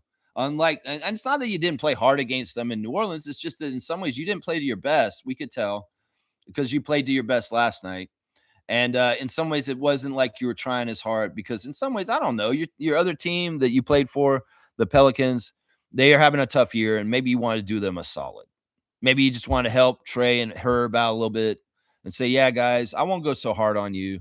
In some ways, I know y'all have a bad record, and in some ways, I want y'all to feel good. I love you guys. I feel like that's what that was. Like I said, it's very similar to when Siakam comes back and plays the Raptors from Indiana. The record that Indiana has against the Toronto Raptors since Siakam went there isn't that good. And it's partly because in some ways, I don't know, in the wiring of Pascal Siakam's brain, it's not versus Toronto. There's so much wiring that's like for Toronto that maybe in some ways he is missing a free throw here or there on the Pacers against the Raptors. And a Pacers fan may be able to come around and make the same argument against Siakam against the Raptors as I do against Brandon against the Pelicans. Because there's just a long accrued time of familiarity and connection. And that's hard to shake. Just like, oh, you got traded. No, there's a lot of affinity there. And your DNA may be like very like, I want to help this team win as badly as possible for like 8 years. And then all of a sudden you're on a different team. You're going against it. I mean, this is natural stuff in some ways. I get it. I can't get totally mad at Brandon other than the fact that, we can't afford to lose to a team like New Orleans right now. And we needed you to come up and beat them instead of helping them win. That's it right there. That's it right there. Let's see. We got Shir Khan back in the house. The MVP of Raptors tonight. Shir Khan is back in the house. Shir Khan, did you see last Saturday I did a tribute to Randy Urban? Did you see that? Man, I hope you watched that stream. In some ways, that's a stream that you could have said a lot of glowing things about the great former host of Raptors Tonight, Randy Urban. Yeah, man, I hope you watched that episode. Let's see what Shir Khan's saying this morning. Welcome back to the chat. Good morning, Raptor Freak family. Long time no see. I feel like that Scotty block summarized the game for me. Raptors getting hit, but not backing down. These last 16 games will make or break the season and set them up for the playoffs. Go Gadget Scotty. I like that. Go Gadget Scotty. I mean, how does he get up there like that, man? It's crazy. And it's like, that was a for sure dunk. I was like, oh no, but then Scotty, inexplicably, how? And I kudos to the refs too, seriously, because that's a big play that late in the game. They're not going to let a foul or something cheesy like that be there. Maybe he did foul him in an early part of the game, but not at that point and that stage of the game that late. And in some ways, Scotty's getting that moniker or that reputation of being a late game shot blocker. The referees, if he's getting that label and you kind of getting to know that, they will not call the foul on him if he's known for doing this. And that's awesome. That's an awesome thing. We want him to get this strength and this ability to be this clutch shot blocker at the end of the games. Maybe Brandon's the clutch shooter, but Scotty's the clutch defensive player that's either getting a steal or a block at the end of the game. It's so good, man. So good. Yeah, they ain't backing down. These games are going to matter a lot. We're going to play Orlando and Miami a few times, and those games in particular are going to be so crucial and critical to try and get W's over those teams who are in a dogfight for a real playoff spot instead of a play-in spot. And now in the standings, as I look at it this morning, the Raptors are only a half game back of those two teams and reclaiming either the 5th or 6th spot back, because this is what this is all about right now. And if this can't light a fire under their ass and get that urgency like last night, what will? This dogfight in the Eastern Conference standings. That's right. Shir Khan, man. So good to see you, man. I'm going to give you a dunk for your return. It's a triumphant one, and we appreciate you, man. And I know a lot of y'all watch me all the time, and you're not here every day, but I appreciate you guys coming back and saying hi when you can and you got a moment. So Shirkan, you got your first dunk of the year. You got a notorious BI3. My guy, you got a notorious BI3. Fiercely saying great words of wisdom, Trevor, and happy for you and your niece, Adrian. Yeah. Special memories made, special family memories, bonding of an aunt and her niece. And just, yeah, that's beautiful stuff, man. That's beautiful stuff. And them winning makes the memory even more sweeter. That's for sure. That's for sure. That's right. Kaloy is here. Good morning to Kaloy. Win alert. That's right. Carlo JS. Let me go do a little team stats overview from the game last night, real quick. The shooting, we shot really well, 53% for the Raptors overall. And I like to say that some of it was the ball movement and some of it was the attention to getting high percentage shots. The Raptors were very deliberate about taking themselves to points to get very high percentage shots, especially at the end of the game. The Brandon Ingram shots were so money. If you're going to be right in the middle of the free throw lane, he's going to make those shots. He's so tall and long. He's going to make those shots. And then Scotty with that dunk on their head. Oh my gosh, you can't get higher percentage shot than that. Three pointers. It was 14-18. They did make 4 threes more than us. But we did shoot a really good percentage from three, 52% from three, which is really good. I mean, we limited the amount of threes we took to only 27, and we made 14. So that's fantastic. That's some of the best three-point shooting the Raptors have done all year. And I don't know, maybe there's better quality shots because of ball movement. Once again, free rebounds were actually a very key stat in this game, and we won, though. This is a game we won. And this could be actually part of the DNA of getting a win for the Raptors is we have to out-rebound the other team. 44-34, so a plus 10 rebounding advantage for the Raptors. And that's really good. That means those guys were working hard. I mean, I see these guys tracking the balls and going to get it. Earlier in the season, the Raptors may stand around and just wait for the ball to get to them. But I've seen RJ, Sandro, and Scotty zeroing in on where that ball's going to and chasing it down.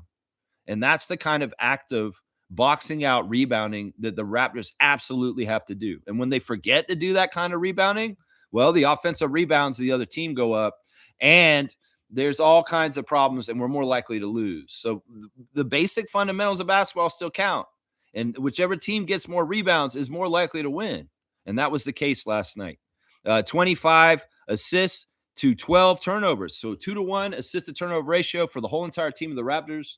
This is good stuff. We had a 5-to-1 assist to turnover ratio last week. But yeah, I'll take 25-12. They had 20-12 on the other side. Fast break points, very even, 14-10. And then points in the paint, we dominated, 60-32. I knew we had a bigger size than them. And I knew that this was going to be a key to how we were going to beat them, is because in some ways the Suns are an undersized team. From the very beginning of the game, I knew that we could beat them because we had better talent. We had the better team overall. In some ways, they're a weird, scrappy team of dirty guys. Some of them are very dirty. Grayson Allen, we're going to talk about him in a second. And they have really good shooting, too, with Devin and Jalen Green. Those guys, yeah. And with Dylan Brooks out there, if he was healthy, that whole dimension of him and Grayson Allen being out there, that's nasty because those dudes are shit disturbers. These guys are slightly dirty. Like Grayson Allen, wow, Tyler Ford ain't falling for your shit. He's not falling for your shit. And I love how they reffed Grayson Allen yesterday. First of all, Grayson had a very dirty play where he hit RJ. He hit him straight up. And Tyler Ford is such a good rep. He stopped the game. He said, I'm going to go over there and check this right now for a flagrant foul. And well, what did he find? Yeah, this is a very blatant hit out flagrant foul by Grayson Allen. So he got him with that right away. I was like, ooh, Tyler Ford, what a good ref, man. You know, in some cases, some of these refs will not respect the Raptors, and they won't care if somebody nails them or pushes them or shoves them or fouls them hard or does something illegal. They just look the other way. They don't care. Tyler Ford, he's jumping over to the scorer's table and saying, I want to check and see if this is a flagrant foul. And he did this a couple times where he's like, I want to check this to see if it's a flagrant foul. We talked about the one earlier with Devin Booker and Jacoby Walter, but that one with Grayson Allen, straight up dirty play. Straight up dirty play. And in some ways, he's playing in the school of Draymond Green. I'm going to do all this dirty shit on the court, and I'll make myself a valuable NBA player by being dirty. It's very, very, uh, very much like on point and like on purpose. On purpose. It's his style of play. So later, we had a drive into the lane where I think it was RJ again, kind of bumped into Grayson, and Grayson did his whoa, whoa, going back like this, whoa, and flopping. Oh, I love it. We hear a whistle? Did we hear anybody pay any attention to the seagull named Grayson Allen going like this, flapping his wings? No, nothing. Tyler Ford's not that dumb. He could see that. And it doesn't matter if you come up the court, Jordan Ott, with your crazy eyes. You're looking like a psycho, yelling at Tyler Ford. How could you not call this on that foul? RJ pushed him, and you saw him push. Tyler Ford's looking at me. He's like, you rookie coach, you dumbass motherfucker. You think I'm stupid? You think I'm born yesterday? Nah, you're not going to intimidate. First of all, you're a rookie coach. You ain't jack shit. I don't have to respect you. Second, this dude is a flop artist. You know what? I'll tell you this. You better be lucky if the NBA doesn't circle back and fine him for a flop technical. Seriously, for what he did. I don't even know if they're doing that anymore. The 2 days later, you get a technical for flopping in the game that they were doing a couple years ago. But Grayson Allen could be a candidate for that play. And kudos to referee Ford for seeing through the bullshit and saying, yeah, I'm not falling for that. I'm not going to call that shit. Some refs would do it just to be like, I hate the Raptors and like, let's give some help to the Suns.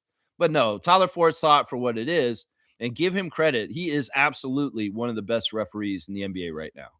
Absolutely one of the best. And some of his calls went against us. And I was like, yeah, that's the right call. I can't get mad at that because that's the right call. So, man, in fantasy, he was pretty good last night too. Fantasy was calm, and he was very diplomatic with the game. There were a couple calls that were shady, but in some ways, he's going to have shady calls to a degree because in some ways, once again, these refs are going to make calls against both teams, and it's going to piss off both teams' fans. That's just part of it. In fact, a ref's doing good if both fan bases are pissed off at them at the end of the game. That's what I was saying. But there was one call that was kind of dubious that we got called against us. And then it came back down the other way. And there was very minimal contact by the offensive player on the Suns into one of our defenders. And Fennessy called an offensive foul and gave us a makeup call immediately and gave us the ball right back. So there's like a 50-50 kind of weird call at one end where we lose possession. Well, this is classic NBA makeup call where Fennessy Ransom's giving us the ball right back at the other end of the court. Ray Acosta, he's a whole other story. He's absolute dick. He made a lot of calls against us, and I don't remember hardly any calls where he called for us. But I expected that from New Jersey's Ray Acosta. I did expect that from him. Yeah. So, yeah, man, is a great ref crew. Tyler Ford is just the best, man. MVP ref. MVP ref. In some ways, the Raptors getting a fair down the middle ref that's not going to have a bias against Toronto is part of the reason why we won last night, guys. I have to be honest. I hate saying that, but it is true. There is a bias against us, and Tyler Ford ain't in on it. He ain't in on it. That's the thing. In some ways, maybe it's because Tyler himself has his own journey as a person, and maybe he somewhat identifies with the underdog chip on the shoulder Raptors organization. It's like maybe he's in the middle of it in the NBA officials' meetings, and he's like hearing the stuff they're saying and stuff like that. Maybe some of his coworkers joke about, yeah, let's just screw over the Raptors. And Tyler's like, that's not right. My integrity as a ref is to call it right down the middle. And so he does in defiance of the whole NBA.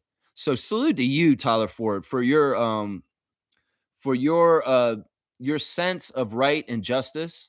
And you know what? You really are down the middle, man. You are absolutely a fair ref. And that's what a fair ref looks like. In some ways, people think, oh, no, he's too much for the Raptors. He's not a good ref. No, that's a fair ref.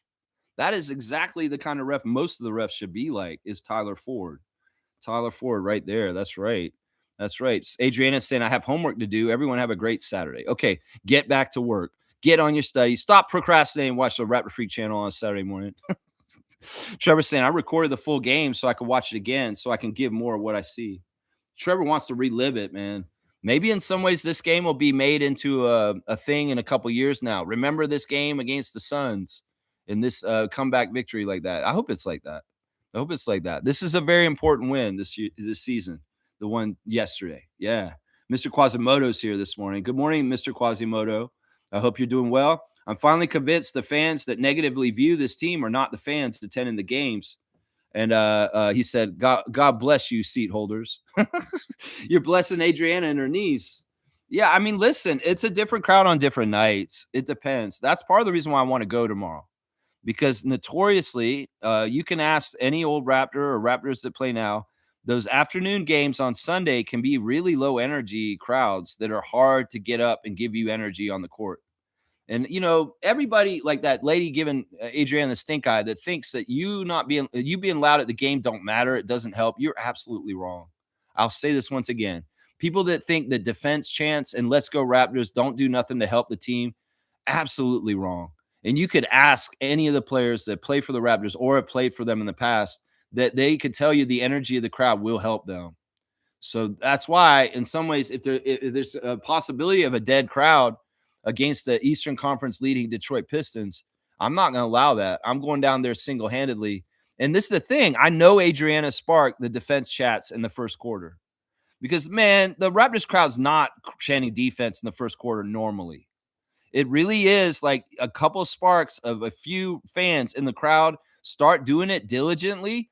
It'll catch fire and it will spread around the arena. And that's why I say do it. If you're the one person doing it, you'd be surprised how quickly you could get everybody else going.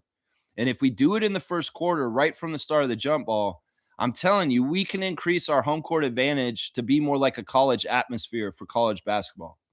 And we need to do that. Every advantage we can gain to help our team win, we will do this, Raptors Nation, right? We will do this. So tomorrow, I'm not going to let it be a dud 3:30 Sunday afternoon crowd myself. I'm going to go down there and I'm going to get very loud, very, very loud. Yeah. G saying Walter was also excellent and Shed has been taking a lot of heat lately, but still remains composed. Yeah, it's tough, man. Like I said, in some ways, Shed looks weak. And in some ways, people that are bullies are going to come at him right now. And well, this is a great test for him for tenacity and to learn to be tougher and to go through it. He's going to be better for this because just like Fred VanVleet before him, he's a guy coming through into the league trying to make things happen. He's got to go through this to get there. He's got to go through this to get there, and he's going to make it, man. Watch, he's going to make it. I know it. Neil's here. Good morning, Alien Neil. Kaloy saying, I hope the Raptors play like this the rest of the way. Well, there's going to be ups and downs. And Darko said this after the game.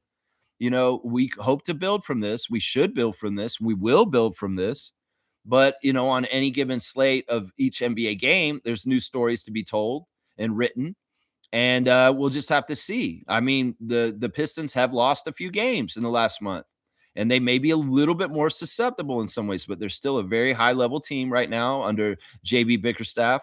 And they are, they're doing really well. The thing that could be interesting is Scotty just did this to Jalen Green. Will you do this to Cade Cunningham? That's what I want to see, Scotty. You got your friends on the hit list. You took care of Jalen. You blocked this dunk at the end of the game. You're going to do this to Cade tomorrow? I'd love to see a fourth quarter block on Cade Cunningham, a possible MVP of this league. They're saying he's like the third best choice after the two big ones. The Cade Cunningham may be the best choice for MVP after Jokic and SGA. Those guys didn't make their minimum games like Jokic didn't, but SGA looks like he is. Let's see, Scott. You want to block Cade Cunningham like you block Jalen Green? That would be awesome. I'd love to see that, man. Nako saying Brandon's going to feel like home here. He's going to show up. Yeah, more and more of this, man. I mean, in some ways, I don't doubt like his ability. I don't doubt like that he wants to play basketball competitively and win.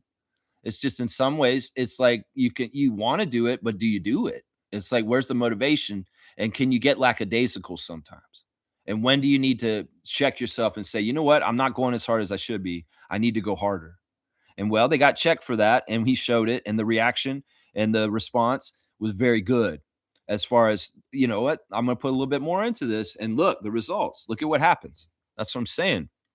We have to understand what it takes to win in this league. And Brandon Ingram half-assing things is not going to help us win. We need him to go full out like he did last night. That's the other thing they kept saying in the interviews after the game, Brandon and RJ, saying that the communication was super high tonight.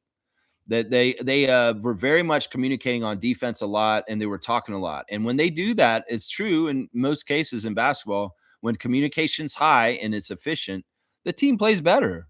So in some ways, don't stop talking. Keep communicating like you did on Friday night. And that is a way you can continue the recipe for what you did on Friday. Hey, hi, I'm here. It's the squirrel. Are you even going to try this? You're not even acting like you are. You're just sitting there. Get down. Get down. All right. Anyway, I should just ignore the squirrel. It should know by now. It shouldn't go up there. It shouldn't go up there on the bird feeder. Trevor's saying Ingram gives his fan his towel at the game, and the fan threw it back at him. I think that they were confused. I don't know. They're not a Rockets fan. Maybe they didn't think that that was a souvenir. Maybe they were like, why did this guy throw this sweaty towel at me? They don't understand that. I don't know what it was. I don't know why. I didn't see the clip. I couldn't analyze it from watching it. But that's a weird one to me. Maybe they were like the one Rocket fan sitting there. I don't know. I mean, not Rocket, Suns fan. The one Suns fan sitting there. Let's see. G saying RJ is the best cutter on the team. He's pretty good. He's pretty good. Man, he's playing a really good all-around game. And everybody who criticizes him for defensive stuff, man, you need to watch him again now. Especially like people in the States that don't pay attention to the Raptors. They're going to have certain tropes and ideas about us, and they haven't updated the information and understand what's going on here. We know that they don't watch us. They don't pay attention because they're so misinformed in their perception of what we're doing. And, publicly, everybody needs to know RJ's a good defender this year. He's playing very good defense right now. And people need to open their eyes to it and maybe not go around with the reputation he had from New York anymore. That's it. G saying Scotty's best defender and Ingram's the best scorer. IQ's becoming a glue guy himself, no forcing anything and doing what the team needs done. Yeah, IQ's a very important entity in the middle of all this, for sure. And I really got to commend him. Like some people may be threatened by Shed, but him and Shed are really good tag team. And them playing together, man, they really do have a good like bond and a good synergy off of each other. So yeah, IQ's amazing, man. I'm so happy Emmanuel's on our team. And once again, I'm not trying to trade any of our starters. The only thing I said about Brandon this week was only if it's like, look, if we can't trust you in ultimate situations, then why are you even on this team? But the other guys are solid in all they do. And people that are sleeping on Jakob and his importance, once again, we've said this for years, why he's so important to the Raptors. If you don't understand it, well, you just don't understand basketball fundamentals. But yeah, those other four guys, man, the barbecue yak, nail them down and keep them in the Raptors jersey for as long as we can. All four of those guys. Seriously, man. All four of them. Some people would be like, you're crazy about Jakob. Why would we want him? Trust me. You want Block of Pirtle. Trust me. You want him on your team. That's right. That's right. Kaloy saying Maple Mamba Barrett. Yeah, we love our Maple Mamba. Mr. RJ Barrett showing up for his city, for his country, for his team. That's right. Kaz is saying, good morning, Lex and Raptor Freak crew. Good bounce back game last night. Yeah, it was fantastic. On this note, I want to do straight goods on Canadian goods. Y'all like potato chips. Maybe you want some potato chips while you're watching the game. Well, Covered Bridge Potato Chips is a Canadian potato chip company. Forget about Frito-Lay. Forget about American corporations. Forget about all their bullshit. Elbows up. Tariff war. Bullshit.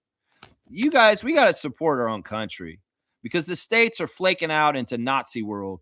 And, well, let's keep the money in our economy. And Covered Bridge is a fantastic chip company that you can find in stores in Canada. This is a company that's from Canada that uses Canadian potatoes. And everything we keep it in here in our economy. See, you fucked up, Trump. You made all of us Canadians stop wanting to stop buy American products up here. And you've hurt American industry by that. So, yeah, Covered Bridge. Fantastic potato chips. These are kettle cooked. And these are salt and vinegar variety.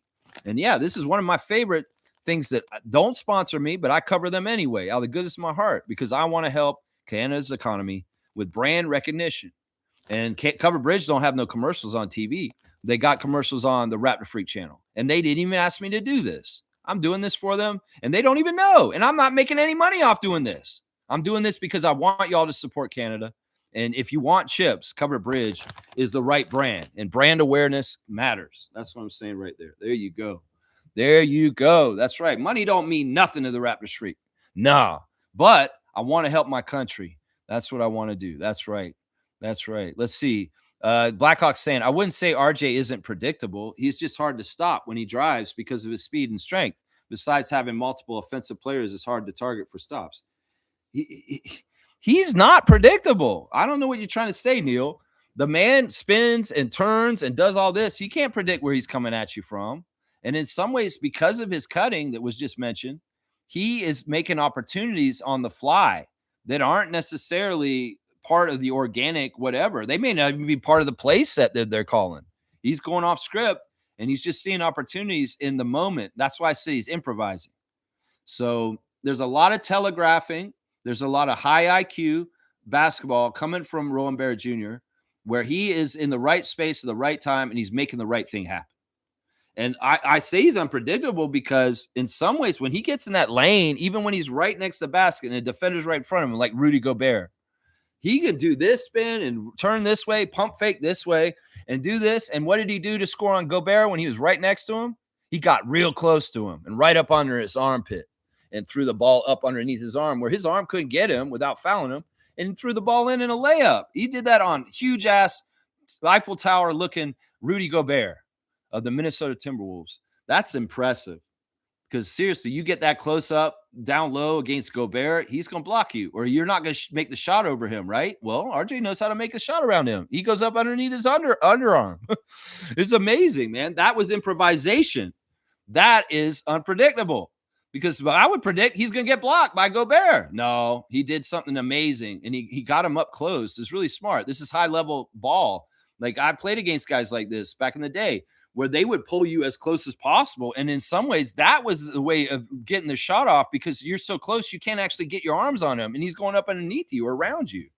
It's a really, really interesting way to play offense. Really, really interesting. When you come, you want to be as close as possible to your defender because you can score around them if they're right up close to you sometimes. Yeah. G saying, I thought Jalen said, why did you block me like that while laughing? I guess that's what I wanted to lip read. No, he asked him, he said, you fouled me on that play. That's what he said. You fouled me.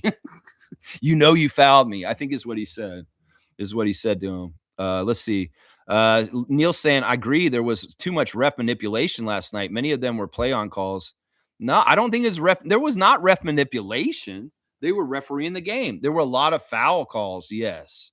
A lot of foul calls. They were very touchy with the fouls, but they weren't trying to manipulate the outcome of the game. And that's what ref manipulation is. When Ed Beloy or Scott Foster does some crazy ass shit with some calls near the end, and it looks like they're very much heavily favoring one team to try and win the game, that's a ref manipulation. This is not a ref manipulation. This was an open game, wide open for either team to win, and Tyler Ford wasn't going to determine it, is what he did. Other refs will try and determine the game for the script of the NBA and Adam Silver want, but Tyler Ford did not do that last night. So you can't call it a manipulation. He called that game right down the middle, and I appreciate him for that. Sure, there's a couple of little things here and there, makeup calls, stuff like that, but that's all normal NBA stuff. And I honestly, I don't think the right moniker is manipulation. It's just that they called the game tight with a lot of fouls, and that's a little different. Neil's saying when Scotty was out in the third, you have the team pushback from being down 10. This is important for the team's growth. Scotty is on the floor in the fourth, and the team comes from behind to win. There was a lineup out there because I know Darko had this rule, and they were kind of doing this on the down low most of the season, where at all times on the court, it's either Scotty or Brandon is out there. But there was a period of time where there was an RJ-centric lineup out there for a little while last night, and it was very telling and interesting to me because I liked it. Because in some ways it was, your primary offensive weapon is RJ Barrett in this configuration. And it's very interesting how that looks and how that plays.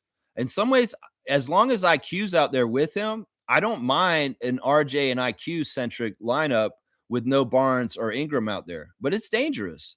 And for most of the season, Darko's done a really good job of having either Scotty or Brandon out there at all times. But there was a period of the game where RJ was the guy, and he was this. It was centric around him, and I liked it. I liked it. I want to see a little bit more of that, taking those risks of doing that, or just seeing what it can be cultivated from an RJ centric, where he's the primary guy on the court. It's not Brandon. Scotty's not out there either. It's RJ. Yeah, it's interesting. Neil's saying Jacoby does well in regular games, so I wouldn't play him on second night of a back to back. Use Battle or Dick on the second night of back to back. This is an endurance issue, and these guys need another year to be stronger. I don't totally understand what you're saying. Jacoby Walters is a very young player. He's not a Jakob Poeltl who needs to take one of the games off in the back to back. He can play a back to back. I don't understand what you're saying here. Grady getting a DMP last night, I don't disagree with that. In some ways, it's like two steps forward, one step back, with bringing Grady back into making him a viable rotation player. He's done very good in the last couple games, but in some ways, this game was a must win, and we couldn't have any empty minutes with the threat of Grady coming out and being a dud and just making bad things happen all of a sudden. In some ways, we're at the point where we need to baby Grady a little bit and put him out there in safe environments. If the game is too high stakes, if we're in a back against the wall kind of situation like we were yesterday, because we really desperately needed a win as a team with spiraling out in the season, I don't disagree with this choice. I thought that Darko's rotations were a little wonky at the beginning of the game, but like I said before, the foul trouble makes him throw everything to the side and kind of improvise and have to do things differently. But the thing is, maybe the rotations weren't exactly right in the first half. But in the second half, he got way more masterful and smart about the units that he was putting out there and how he was bringing guys in and out. It was much more smoother, and there was way more success. But there was a little bit of wonkiness with some of the rotation decisions for Rajakovic in the first half. I did see that. I did see that. Neil's saying this: Fleming was one of my draft wishes. He's this good defense. Yeah, we did a whole stream on him last year. We had him on the picture of our stream for a morning. I was recommending him for the draft for Bobby. And I was just saying, yeah, this is the dude. This is a good guy to target. And it's not like he got snatched up in the first round. This man went all the way to the second round, and he was available. We could have picked him in a couple of different places last season. You know, instead of Elijah Martin, we could have had Rasheer Fleming, right? I think, unless he was off the board just before Elijah. Either way, once again, when I see this kind of stuff happen with seeing a player like this, where we pegged him, you and I pegged him, I know I did too, that he's a good player. He's a stud, and he's going to be a really good NBA player. And then we see him in the first time he plays against us as a rookie, and we see just how amazing he was athletically. I mean, it was crazy. Some of the blocks he was getting was stuff that he shouldn't have gotten. And it was very high level, and it was very good timing and very high level. He was blocking Brandon. He blocked Brandon on his regular jump shots, and nobody can block Brandon on his offense. So Rasheer Fleming is a stud. He is really going to be interesting. Maybe he just had a really good game against us last night, bombing his threes and blocking his shots. Yeah, it's annoying. I took note of that too, because I haven't seen the Suns play a lot this year. I've heard a couple things about Fleming, but seeing him in person playing against us, yeah, it makes me feel like we know what we're talking about when we're scouting people ahead of the draft. And I wish Bobby maybe had thrown, because this is the other thing. It's like we see him, Common and Rasheer on their team, and we're like, these are both players that we promoted to draft for Bobby last year, and they obviously could help us with some of the deficiencies on our team that we have right now, which sucks. I'm starting to think that the Raptors aren't allowed to have American big players on our team, that there's some sort of weird blacklist where the NBA said the Raptors cannot have any American-born power forward centers. Because you look at our team right now, we've got an Austrian and a guy from Georgia. And, when we get Cameroonian centers, they get taken away from us by the fitness to play panel. And when have we had, the big men that come here, Marc Gasol, Serge Ibaka, those guys are foreign guys too. When have we had anybody that's like a big guy from the States actually come up here and play for the Raptors? Is it because the players are saying they don't want to play for us because they're American? They're like, I don't want to play for the Canadian team. Some people say that's it, and that may be partly simply it. But could there be also a weird conspiracy to kind of govern and hold down the Raptors because they know if we don't have good rebounding and rim protection, it's easier for us to be a bottom feeder or a losing team in this league. And that Bobby Webster is working with rules that are unheard and unseen to the fans and the public that we don't know about, that he has to maneuver around, that is so tough. I mean, I wonder about this pattern where it's like we're not allowed to have big men on our team. Is that why we have to keep drafting guards? Because, like, seriously, I would be stacking our team with more size over these last few years if we were actually, and I wonder why we don't. Anyway, Rasheer Fleming's a good example of this. Why couldn't we get Rasheer? Why did Rich Paul tell Phoenix, you got Common Malawach, and the Raptors can't draft him at number 9? Why? Why did that happen? Was it because we were letting Masai go, and Rich Paul didn't like that, and so he said, "No, we're not sending Common to Toronto because of you guys are letting Ujiri go. He's my guy. He's the one I like in Toronto." I don't know. There's a lot of speculation in what I just said. There may be some truth in some of what I just said just now too. Yeah. Neil's saying, I'm still not impressed with the rebounding. We need more effort based upon our weakness at the center position. Yeah. I mean, that kind of goes along with what I just said. And you can think about it that way. Colin Murray-Boyles will be a big uptick to help that. As Nako says here, neither of Phoenix rookies are better than Colin, but they're good. And I should take that to heart. I mean, just because Murray-Boyles was hurt and he wasn't able to showcase himself, maybe he would have looked better than Rasheer Fleming out there. Common was only out there for a brief second, and I wonder why. Because it seemed like he was a difference maker on getting boards. He was a big problem out there, but maybe he's just so green and he's such a project. Jordan Ott doesn't completely trust him. Man, he's got psycho eyes. That Jordan Ott guy is weird. I had totally forgot who the coach of the Suns was because he's a rookie and they've had so many coaches in Phoenix the last few years. He's got crazy eyes, man.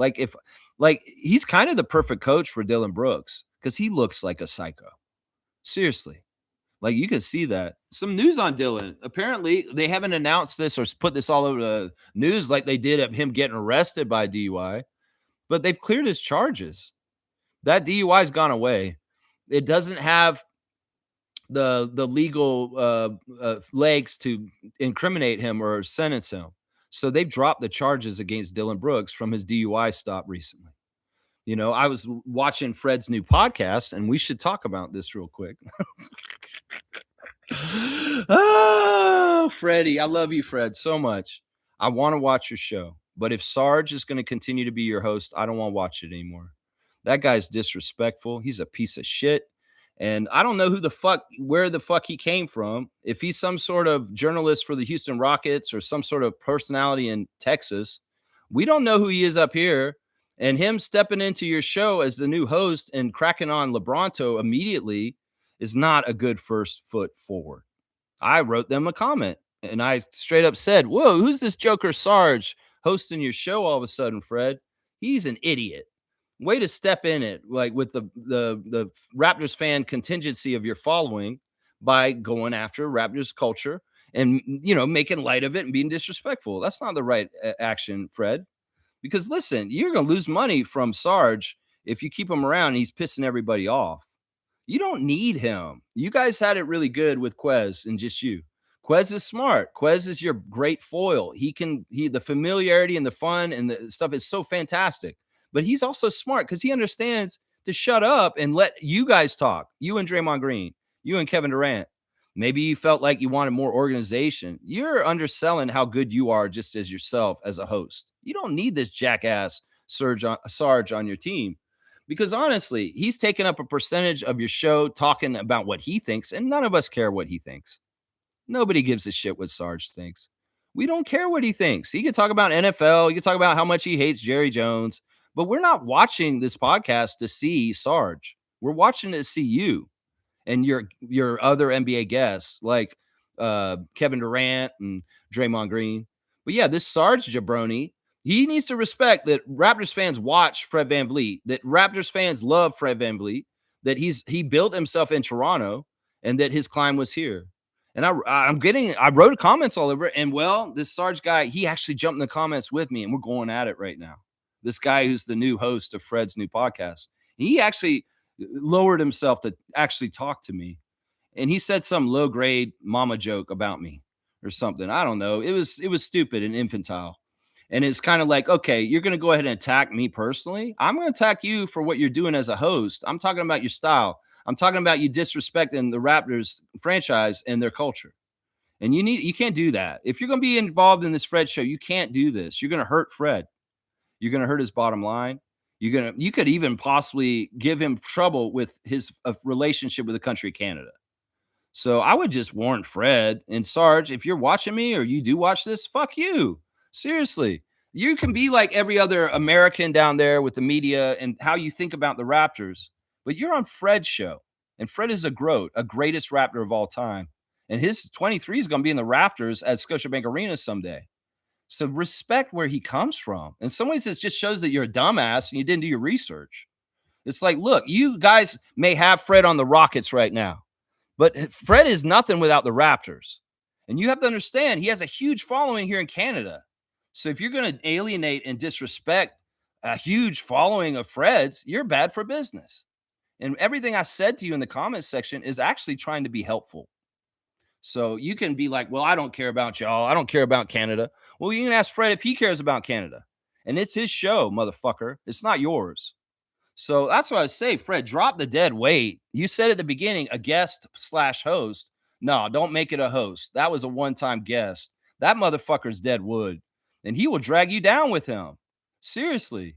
You don't want all that extra dumbass bullshit. I'm just the first one. You think that you know how Toronto is. You know how the Raptors Nation is. This motherfucker Sarge doesn't. He doesn't, obviously. You need to warn him. And I know as soon as he said it to you, you're like, oh man, stop that shit. This is low-key bullying.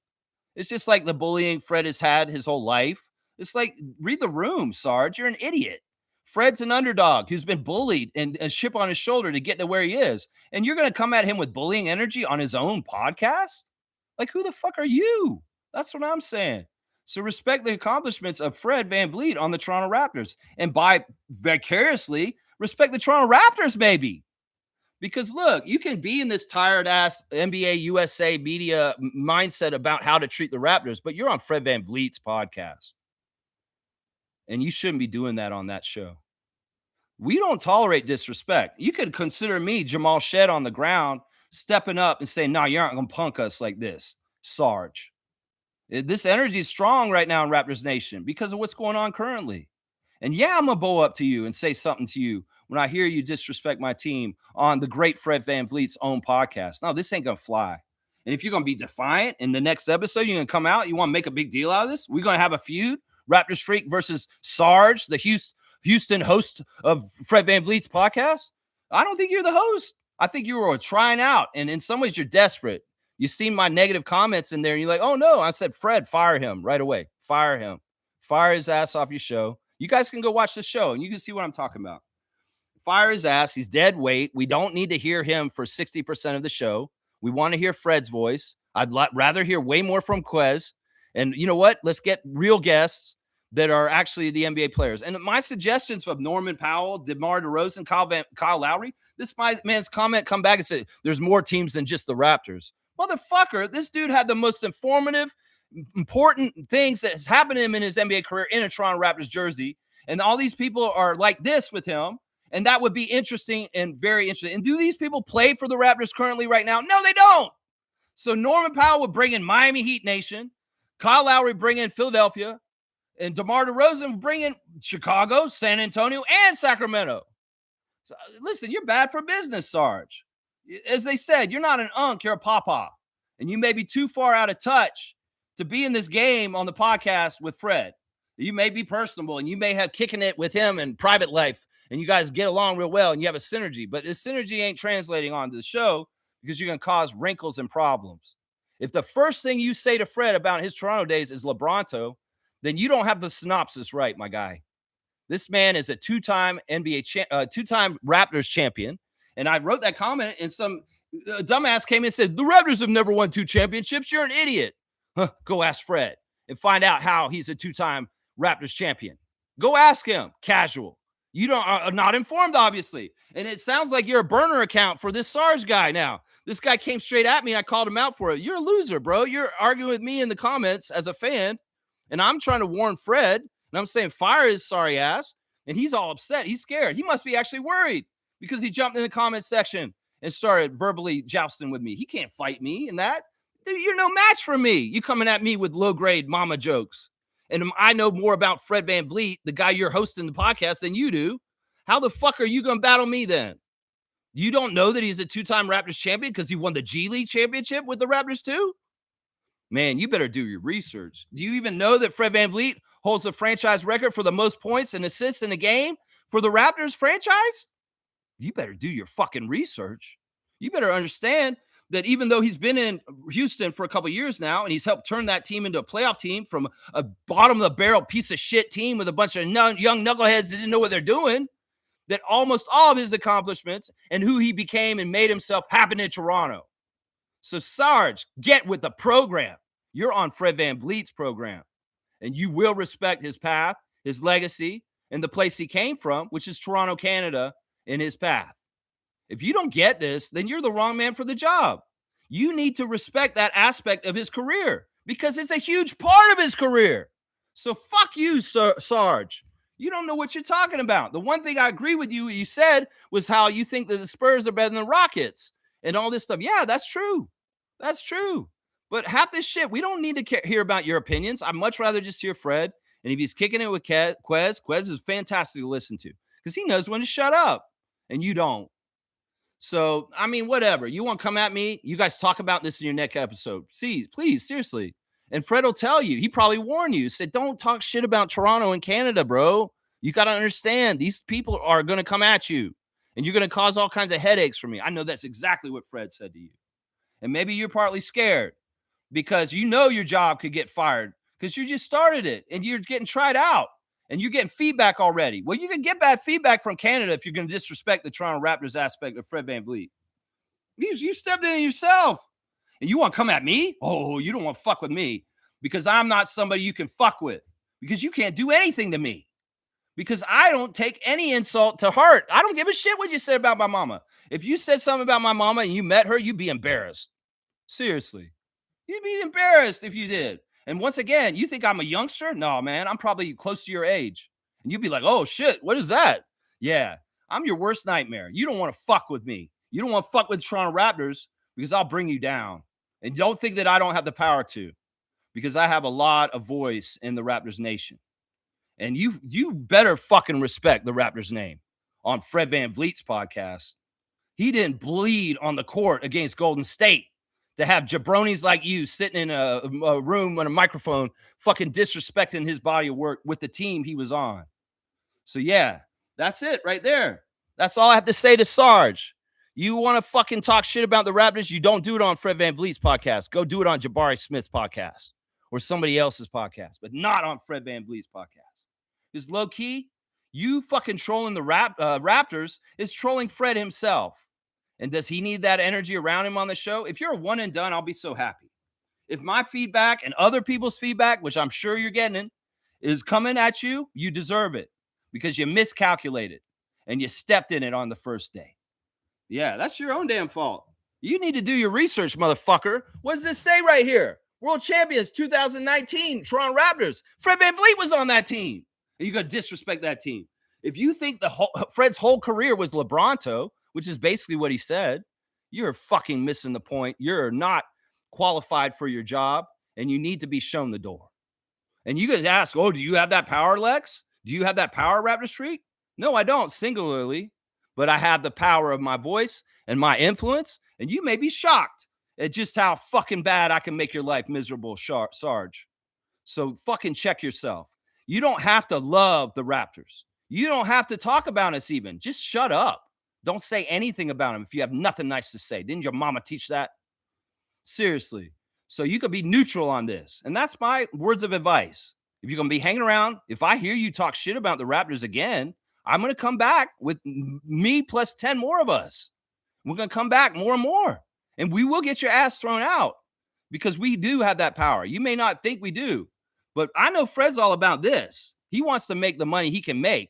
And if you're bad for business, because you're hurting his relationship with Canada, you're fucked, bro. You don't even understand what you're doing on your job. You better fucking get with the business plan because that's a market that when Fred's done playing, he can take a lot of advantage of being an endorsement and making a lot of money up in Canada after he's done. So you want to fuck up his future earnings because you're talking out of your ass for yourself? I'll spell it out to you real quick like this. This has nothing to do with me and my ego. This has to do with standing for the Raptors. And if you don't fucking stand with the Raptors on Fred's podcast, you have no deserving to be on there. Quez knows this. Quez ain't disrespecting the Raptors. Quez was there. He saw Fred's journey up close. He was there with him through the ride. He understands the ups and downs of playing for the Raptors and how we get hold back because we are the Canadian team and because there's people like you with your perception, your bullshit, Sarge. So we don't need a person like you hosting Fred VanVleet Unguarded podcast. Because look, we need somebody who respects Fred's journey and his legacy. And you don't, obviously, LeBronto ass motherfucker. And listen, LeBronto happened the whole Eastern Conference. You guys can fucking point it to us, but it happened to the whole Eastern Conference. And this is just some convoluted bullshit. You want to remember LeBronto over this championship? Well, you ain't gonna fucking last. I'm gonna tell you that right now. Anyway, I'm done with that. I've said everything I want to say. It's a sorry ass loser named Sarge. I don't have any idea who the fuck this guy is. He's some guy in Texas. He may be known. He's probably like the William Lou of the Rockets or some shit like that. That's what he is. He's the William Lou of the Rockets. This fucking piece of shit. All right, yeah, let's keep going. All right, let's see. Yeah, see, listen, man. You don't want to fuck with me, seriously, because I will outtalk you. I will fucking put you down. I will make you look like an idiot. And I will talk circles around you about Fred VanVleet, the subject of your own damn show. Because I know Fred inside and out in a lot of different ways. And see, I don't know him personally. I've met him in person. I've talked to him in person. He's a very nice guy. He gave me the time of day for like 10 minutes and I talked to him, but I've studied him and followed him his whole career. And I understand him on deeper levels than you do, because obviously you didn't do your research if you're coming at him with just LeBronto. And Fred's reaction on the show says it all. He's like, oh, man, don't do this. Don't do this. Yeah, he probably warned you afterwards. He probably took you aside after you stopped filming and said, man, don't come at Toronto like that again. Seriously, bro, just don't do that. Trust me. Just trust me. They're crazy up there, bro. You're going to piss them off, and you're going to make all kinds of problems for me. So, Sarge, if you're not taking Fred seriously when he says that to you, or understanding this whole dynamic, he better tell you. And you better listen. Seriously, if you want to have legs on this show, you can't be thinking, oh, this is just a Houston Rockets podcast, and our whole audience comes from Houston. You better not be fucking thinking that way, you short-sighted, sorry son of a bitch. Seriously, right there. Boom, drop the mic. I don't know if y'all know yet, but go watch the Unguarded podcast and see what you think about Fred's new host. And if you want to drop a comment like old Lex did, you go ahead. We'll add to the chorus. And, if we make enough of these comments on there, I'm sure Fred will be like, yeah, you know what, Sarge? It just didn't work out. You're too controversial in a dumb way. And in some ways, it's just a headache. It's not worth it.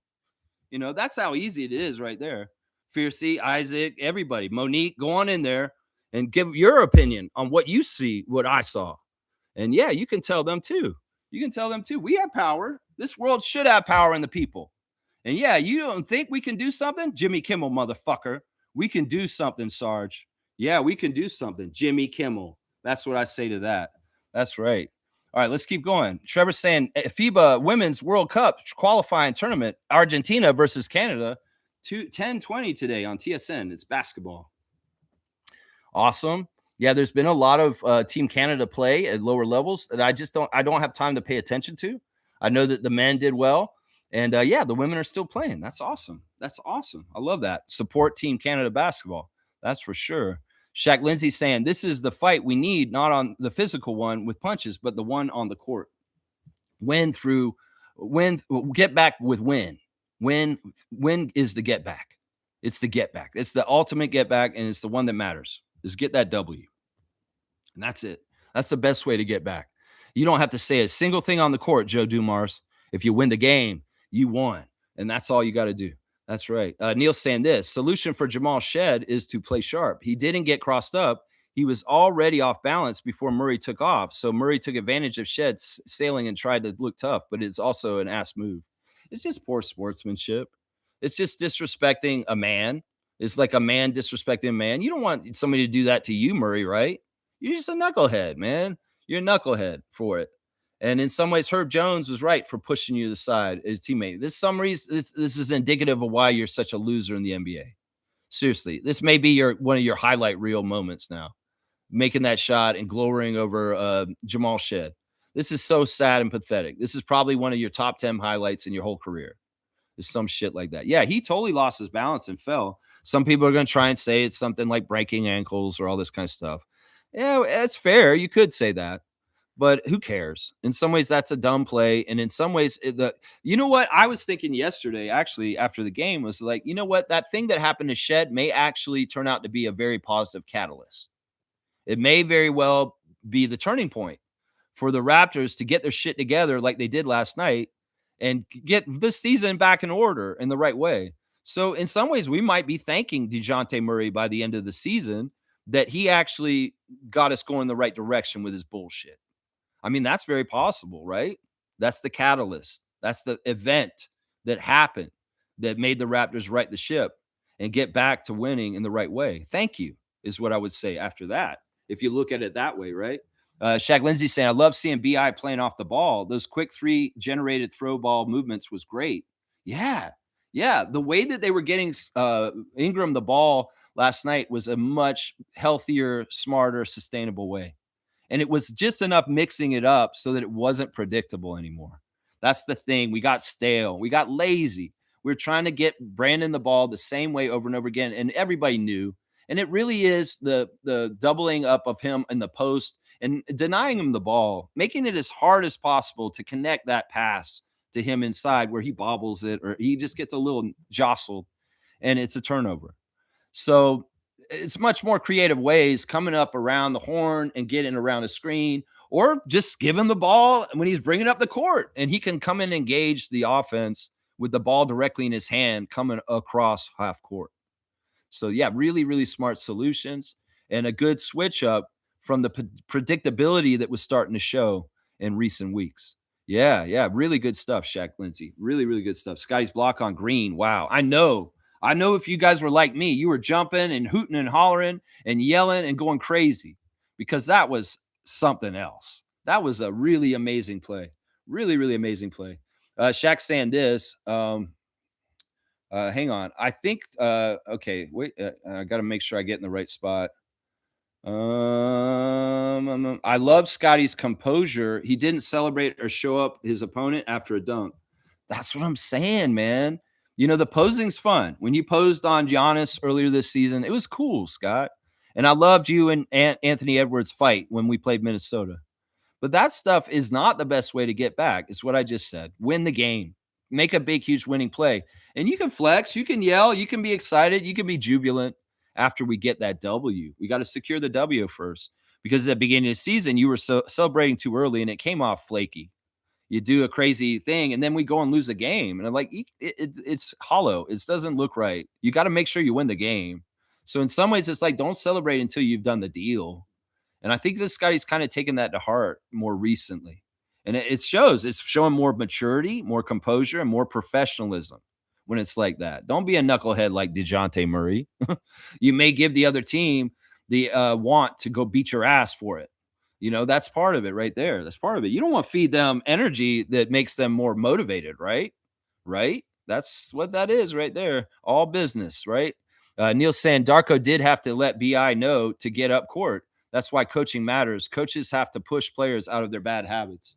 You know, I want to give a lot of credit to Coach Rajakovic for being an extremely active and engaged vocal coach. There's many times when you're watching the game that you can hear Darko yelling at the courtside. You know, over my years in the NBA watching, I don't remember so many coaches being so vocal and so loud. A lot of them are very quiet and just kind of walking up and down and kind of just watching and seeing it happen. Darko's engaged and he's kind of being a puppet master from the court side, telling them this and observing this and yelling out this Eagles square up, all the different stuff to get them aware on attentive on defense. And man, it's really, really good. And it's doubled down by having Scotty out there saying stuff too in the middle of the game too. And those guys, communication is key. The more a team communicates, they could probably do a research study on this in the NBA. a team that has the higher communication percentages is probably a more winning team than the team that doesn't talk. And that you could do a research project on this and look at all the different things. You could probably see very, very stark results that point to this hypothesis being true. That the more you communicate as a team on the court, the more likely you're successful. Yeah, it's really, really good. Really, really good. Nako's saying this. Yeah, that sounds right. Was a chronic addict for the first year on the job, found God, very friendly and charismatic. Yeah, Herbie's story. Yeah, he's very inspiring. He very, very much is a very, very devout man of faith. And I love his influence. And it's good that he's around the Raptors. You know, there's a lot of very strong Christians on the Raptors team. Emmanuel Quickly, Grady Dick, Jacoby Walter, Scotty Barnes, Jonathan Mobo. We can go down the list. Most of them are. And having a person like Herbie Kuhn available around for these guys for any kind of religiosity or worship purposes is fantastic. I want to see Herbie do more of this because he does this for the Argos in the CFL, going out and doing the team prayers with both teams after the game. Like that should be a standard for every Raptors home game. Maybe Herbie has some things he has to do still on duties on the mic, and he can't necessarily because he may have to direct the crowd or something. But he should get up from behind there and go out in the middle of the court after the game and get the members of both teams that want to engage in a fellowship together and direct them as the team chaplain and those. And he may do this at times. I may just miss it.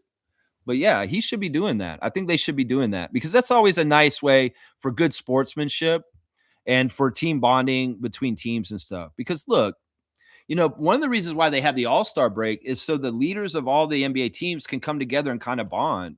Scotty is a familiarity with Devin Booker because they were on the same USA All-Star team this All-Star break. So they have a familiarity. And in some ways, those leaders get to know each other. Then in some ways, that makes, playing against each other and competing each other a touchstone base of like, no, Scotty's a good guy. I saw him at All-Star. We hung out. He's a nice guy. Yeah, Devin Booker's cool, man. He's very cool to me. That's good because, we don't want teams to get so versus that there isn't certain bonds. That is important for them to be levels of sportsmanship and competitiveness that's healthy and not like getting towards some of the stuff that we see the edges of. People are very testy right now. There's a little bit more proclivity to throw hands all of a sudden at both levels. We've seen in the G League and in the NBA right now. And, in some ways, it may be indicative of some of the things that are happening in society in general. It could be also that, some guys are just feeling extra stresses and pressure financially or some other things right now that they're a little bit more edgy. But either way, it's up to referees like Tyler Ford and the other referees to stomp it out and not let it grow or fester and to stop it. Bill Kennedy did something really interesting in the Raptors 905 game against Westchester Knicks on the last game they played on Thursday, where he as soon as there was any kind of funny stuff, he stopped it and squashed it in the first quarter.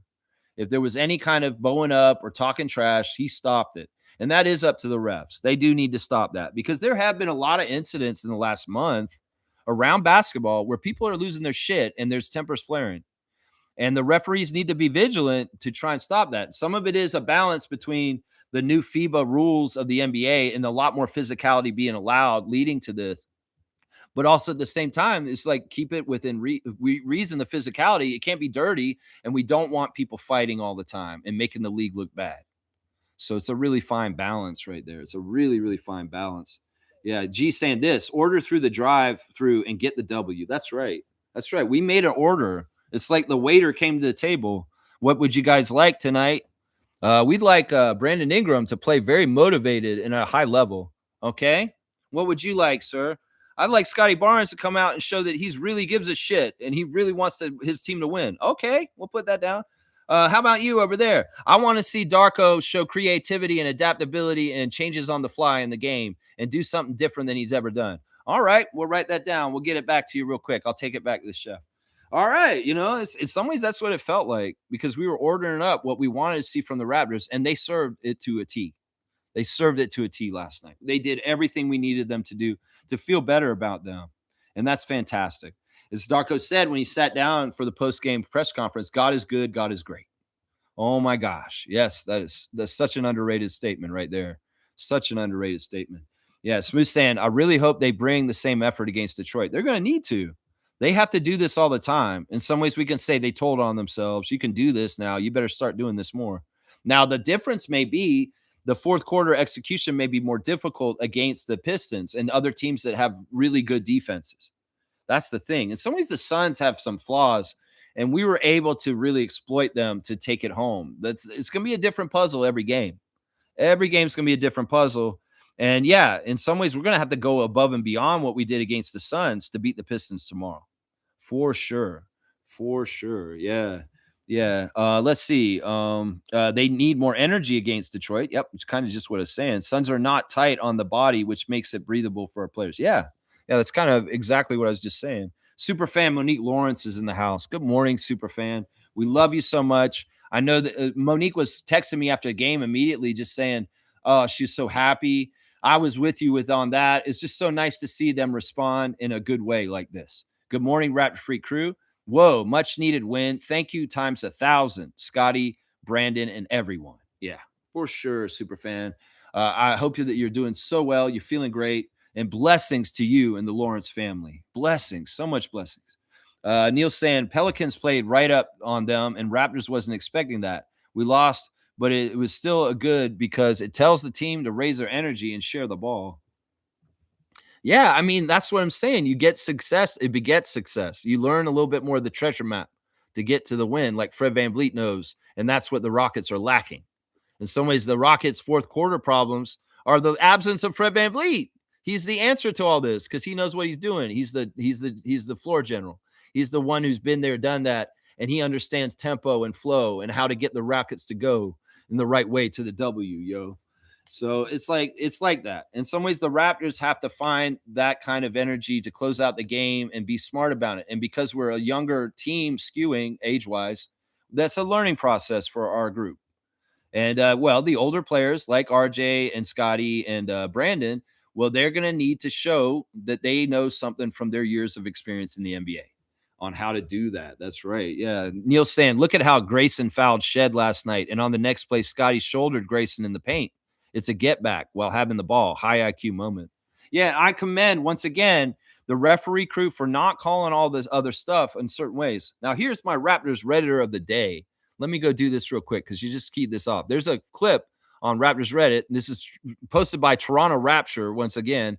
And this is a clip of LeBron James on his podcast with Steve Nash. And he's using Scotty as an example on the podcast. He's basically talking about what we're talking about right now. When you drive to the lane and you do a little bit of a shove off with your shoulder or your arm and stuff like that, what LeBron's point is basically this. He's saying that Scotty Barnes goes at the basket. He never gets fouls called for him because he's a big guy. If Tyrese Maxey's doing the exact same play as Scotty Barnes, he gets the foul called because he's a little guy. But LeBron and Scotty, being bigger guys, get disrespected for this, and they just assume, oh, they're the big guy. They can take the brunt of it and no fouls called. And LeBron has a problem with this. He thinks that just because you're the big guy should mean you should miss out on that getting that foul called, and that he's been getting hit like crazy his whole career. And he notices Scotty Barnes is in that same category with him. And so you say, well, you're going to call it on the little guy to get it. Why wouldn't you do it for us? Why? Because we're big and strong and we absorb it better? Listen, it can throw us off and do just as bad to us as anybody. And I appreciate him using Scotty Barnes as the specific example of the person who's not getting the calls for this. So salute to King James for speaking out and, using Scotty as an example. This is Shaq stuff. Shaq got fouled every time he touched the ball, but he didn't show any effects of it, so it didn't get called. And Shaq just had to get used to it. So on the level of the scale going up to Shaq, LeBron and Scotty are closer to Shaq than Tyrese Maxey. And that's part of that phenomenon. I appreciate Toronto Rapture for posting this on Reddit this morning and allowing us to see the great LeBron James have a statement about differences in refereeing in the league on size. Yeah. If you haven't seen that, go check that out. Shaq Lindsay saying some wins are better than others, and this one was better. Yeah. Symbolic win because their backs are against the wall, or should I say the floor. That's pretty good. Shed, but they held each other accountable and had a great team. I just like how they came together. In these kind of problems on a team, they can draw everybody apart and start finger pointing. But nah, the culture and the way Darko has our guys, They circle the wagons together and they get together and they say, this is what we got to do. And we got to do this. And all the things that we were kind of talking about the last couple of days about how they need to look themselves in the mirror, they need to maybe have a players only meeting. It sounds like this kind of stuff did happen where they all talked about it. Like I said, RJ said, if I had been on the floor, that shit wouldn't have gone that way. Trust me. And I believe him. We know RJ stands on business for the Toronto Raptors. We know he does. It would have been a flop on that one. That we would have come correctly to help Shed in that moment if Rowan Barrett Jr. had been on the court. That would have been for sure. For sure. Yeah. G saying this, Heat and Orlando play each other, so we won either way today. There you go. There you go. So they're going to play today. One of them's going to lose. So we're going to get even with one of them, and one of them will get a half game ahead of us. So we'll be even with one of them. And it could actually be, if it's the Heat that lose, we actually jump out of the play-in because we have the season's record against the Heat right now. We've beaten them more times than they beat us this season. And I think it's same for Orlando. So either one, if either one loses, we're going to jump back into. So I think you're right. That automatically means we're going to be out of the play-in this afternoon with either team losing, because we're going to jump over either one of them and be in the 6th spot. Keep going. We need to keep winning. We need to keep winning. That's right. Superfan Mo saying, love Darko's locker room message, man. I know. He's so he's talking about it first. You guys played horrible in the first half, but you hung in there and you fought and you played and you stuck to your guns. You just kept playing really well. And then you got it together. And by the end of the game, we came back and snatched it. No, it's a really big character win. And, you could tell from people like Leo Routens, Jack Armstrong, Matt Devlin talking about, wow, the Raptors really did something. Jack Armstrong had a lot of really good words to say about the Raptors at the end of the game last night and how much of a character win this was. And he's right. He's exactly right. Neil's saying they looked sharper. Their efficiency showed it. They really made the best of all their possessions. And like I said, it was the attention to getting the absolutely highest possible percentage shots. These were such high percentage shots they were taking. It's almost like they couldn't fail. And if they have the ability to do this against teams, they will be successful. It's tougher against other teams with better defenses. Like you said, Neil, it's tougher against better defense teams. Shaq Lindsay saying, win, great contributions from everyone. Yep. I think Toronto is the last day to add a player. I haven't heard anything yet. Tomorrow is the last day to add. And man, I have no idea what they're going to do. Like, we could have all kinds of different ways this could go. This could be Ulrich Shamshay all of a sudden coming back. I would love that. Fitness to play panel, clear Ulrich Shamshay, and let Bobby add him back to the Raptors roster right now. Please. Could it be Cole Anthony that's coming to our team tomorrow to join our team as a wily scoring vet off the bench to hit some threes for us and help us out in that department? Could it be some wild card out of the blue that we don't even know? Could it be a conversion of one of our two ways? And then we add somebody in another new way and a two-way. I don't know. We're just going to have to see. But the deadline is tomorrow. So maybe we hear something today, or maybe it is sometime tomorrow. We'll have to see. Let's see. Cody Willis is here. Good morning, Cody. Thanks for the subscription. I remember you. I'm glad to see you back in the chat, man. I thought it would have been a good opportunity for the NBA to remind people of the flopping rules. Yeah, that Grayson Allen play for sure. I mean, it was so like, come on, man. In some ways, you got a reputation, Grayson, for being a dirty player, for maybe over embellishing on flops and stuff like that. And well, Tyler Ford ain't biting on it. I think you're right, though, Cody. They could probably take that clip and the NBA refs could use it as a standard, like, learning tool. You're probably right. Marty McCutcheon's editing it out right now as we speak and say, yeah, we're going to use this at the next ref camp. We're going to have everybody sit down, and we're going to show them Grayson Allen trying to act like he's like this. And shame on Jordan Ott for trying to substantiate and support him not getting that call. You're an idiot. Like, Tyler's reaction was so crazy. He like looked at him, like smiled. And he was like that. He went like this. Man, I love Tyler Ford, man. He's such a good ref, man. He's such a good ref. Such a good ref, man. Yeah. Reggie's saying this. It really can't be Fultz. It has to be a shooter, I think. No, it's not Fultz. Markelle Fultz has been an absolute waste of time on the 905. He has not shown enough to warrant getting on the regular Raptors. He's had bad shooting. He hasn't really distinguished himself. He hasn't shown that he's a more powerful player than the G League level. And honestly, there's like 4 or 5 Raptors 905 guys that have been on the team all year that deserve to be on the team more than Markelle Fultz. No, he's a dead end. If he had an opportunity that Darko said, he has an opportunity to show us something, he didn't show something.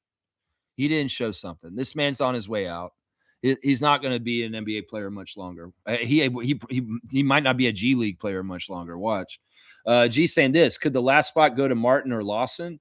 No, they already have a spot. They're already counted in the spots, so they don't count in this whole thing. They're 17. One of the 17 guys we already have. We need the 18th guy, and Chucky's one of the 17 also. So the 3 two-ways are the 3 guys above 15. And they're technically the 16, 17, 18 spot. The 15th spot needs to be filled, and that's a regular contract. And that could be out of the buyout market. And that's probably, I'm thinking the leading candidate, the one I would advocate if this is who we have to choose from, is Cole Anthony. Even though I'm not a big fan of Cole Anthony, I think that he would give us a couple of things that would help us in certain ways. He may not play a whole lot either, though. He may be a very specialized kind of player for us, or maybe he comes in and he busts his ass and he plays really high level and he does become a regular rotation player. I don't know. In some ways, I'd like them to fill the last spot with another big. It seems like that's always the place where we need the most depth, and we're not needing depth at point guards or shooters. It's more we need depth at bigs, but if we get another really good veteran shooter in this spot, that would make sense to me too, because our three-point shooting has been bad. And I don't know if Cole Anthony's that answer. I don't know if it is. Yeah. Most saying Jalen Green, who? I was excited as the players. That was awesome. So they got a new open gym starting in about 15 minutes. Yeah, that's been the drop for the week. The brand new open gym episodes are dropping at noon on Saturdays. So there's going to be one on in about 10, 15 minutes. I'll have to finish up. I'm going a little bit of a Lexathon right now. So this is good. Neil saying Fultz is not given enough of a jolt to his team. He's not having an impact. He's not having an impact. He hasn't really helped them win. I mean, Andrew Jones is being kind when he says Markel's bringing a level of professionalism. That's just him trying to say something nice. Anything nice. He's not really having an effect. I thought that he'd be stealing the ball like crazy from G League talent, but he's not. I thought he'd be scoring and hooping like crazy, but he's not. He's not shooting well, and he looks just like he did in the NBA, except it's the G League at this point, and that's bad. That's very, very bad. Very, very, very bad. Superfan Mo's saying everyone deserves a star of the game. Yeah, I won't totally disagree with that. I want to give a star to Darko Rajakovic for sure. Power's here. Good to see Power back in the chat here. Have to begin running the offense through BI because he's unstoppable at the top of the key, especially with his offensive awareness and IQ. Yeah, I mean, I like that look where they gave it to him and he dribbled up with it and he just had it already in his hands. That bypasses the danger and the risk of trying to feed it to him in the post, right? So yeah, it's a smart adjustment. I mean, they could diversify the ways that they get Brandon the ball. That's great because they should keep the other team guessing. And honestly, I like him not being on ball. I like him being off ball because in some ways I could make the argument that he shoots a higher percentage off ball than he does on ball sometimes. If he doesn't have to do any of the work physically to get open by doing his moves or anything like that, and he can just catch the ball and he's open because IQ went down the lane and draw at everybody the paint, man, that's an easier shot for him. Not just because he's more open, he didn't have to work as hard, and we're keeping his stamina up and not tiring him out as much from having to work so much on one-on-one moves and pivot and foot and moving this way and that way. You know, it's like, yeah, drive the lane, RJ. Throw it to Brandon over on the side, and boom, he's catching and shooting. And he doesn't have to do as much work when he's isolating and doing all that other stuff. So it makes sense to me. Monique's saying, seeing some of the threes falling, chef's kiss. Mwah. Yeah, it's so nice to see them hit and shoot well last night. Randolph's here. Good morning to Randolph Phillips. Blessings, beloved Raptor Freaks family. Success energizes and drives us to take on the next challenge. Get fired up and discover your true strengths and abilities. Lex and fellow freaks, winning sure feels good, especially when the team plays with passion and fire. Yeah, I love this. I love this. Blessings to the Phillips family and all the Raptor Freak families. Yes, I know that Randolph is a really strong influence in his sphere of influence in his world with the people around him, his flock. And I appreciate him for being a standard of a good man and a good example in this world. And I know he's a good example for me and that I've become a better person for knowing Randolph Phillips. So I appreciate him very, very much. Very, very, very much. He's saying this also, Lex. I noticed that when the Suns started moving the ball around and hitting shots, the Raptors seem to have embodied the scheme, and then they took it to another level. Sharing the ball works. There was a lot of very high aptitude and high reading of the game and how it was going and adjusting. This is what we wanted. I don't want Darko to be set in his ways where he just has a game plan before the game and he's just trying to do it like bullet through. When sometimes that's the hardest thing to do, and there's resistance. You need to read the game as it goes and see what's happening and take advantage of what you see. And I felt like that happened last night. There were clearly adjustments from the first half to the second half that were really, really good for the Raptors and helping them to come back against Phoenix. So that's just really good coaching. And in some ways, we needed that in the order of the drive through. Hello, we'd like to see Darko do stuff on the fly and make good decisions and lead to success. You get it. Come around the drive through window. And we got it ready for you. It's right there. Cool Cat's here. Good morning to the coach. Cool Cat, one of my favorite Raptor freaks. Good morning, Raptor Freak crew. Yes, respect for NBA champion Fred VanVleet. That's right, Sarge. Understand that Miss Cool Cat loves her Siakam, loves her VanVleet, and it doesn't matter if these guys don't play for our team anymore. In some ways, their legacy is with us and their path. And man, you got to respect this, man. It's really, really blind-sided for you to not understand this aspect of the show. You can be a dumbass American and just disregard Canadian history and the Toronto Raptors and Fred VanVleet's part in that, but you're shooting yourself in the foot professionally. Let's just put it that way. And I only say, in some ways, you think I'm not a nice guy.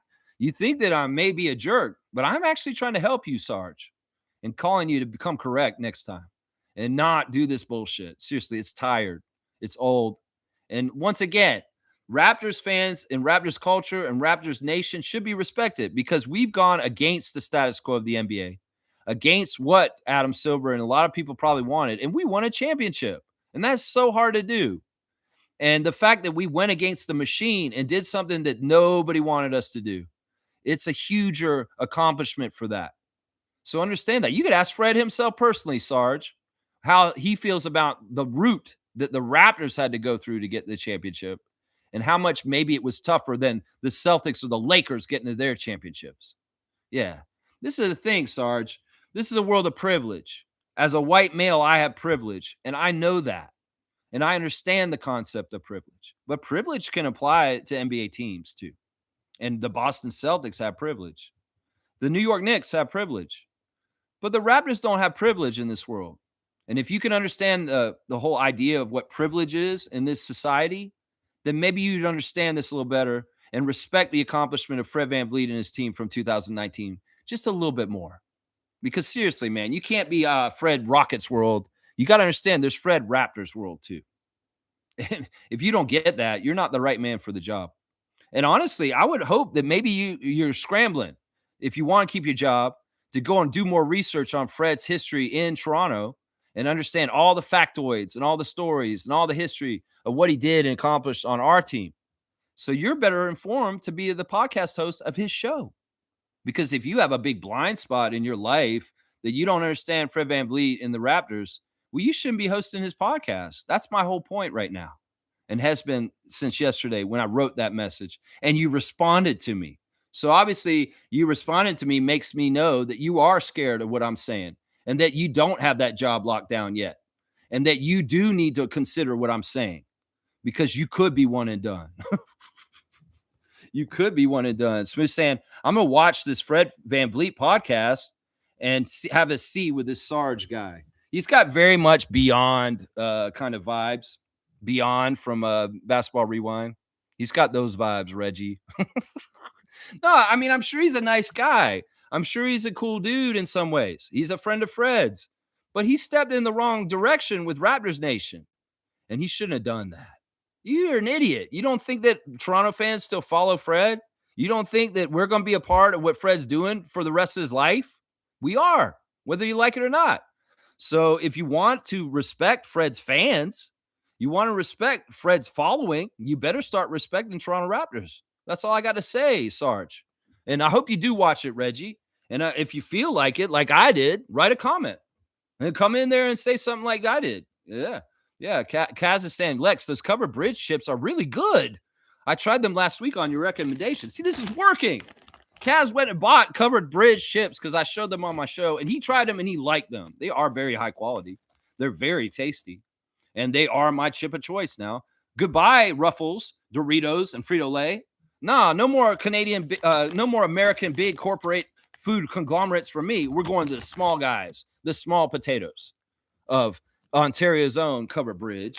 That's right. I don't even think they're Ontario. I think they're actually in New Brunswick. I think they're New Brunswick. That's even more interesting. More Canadian, right there. Yeah.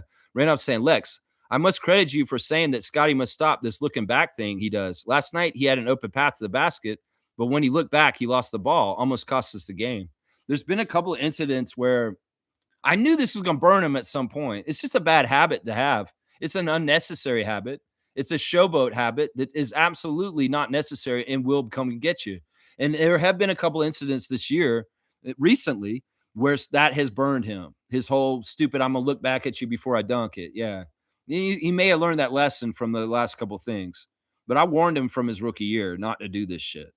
So hopefully he's figuring this out. This is probably shit that drove Fred nuts. I'm not gonna lie. When Fred was on the team with him as a rookie, with Scotty, there was probably something Scotty was doing. He was like, "Man, why are you doing that, bro?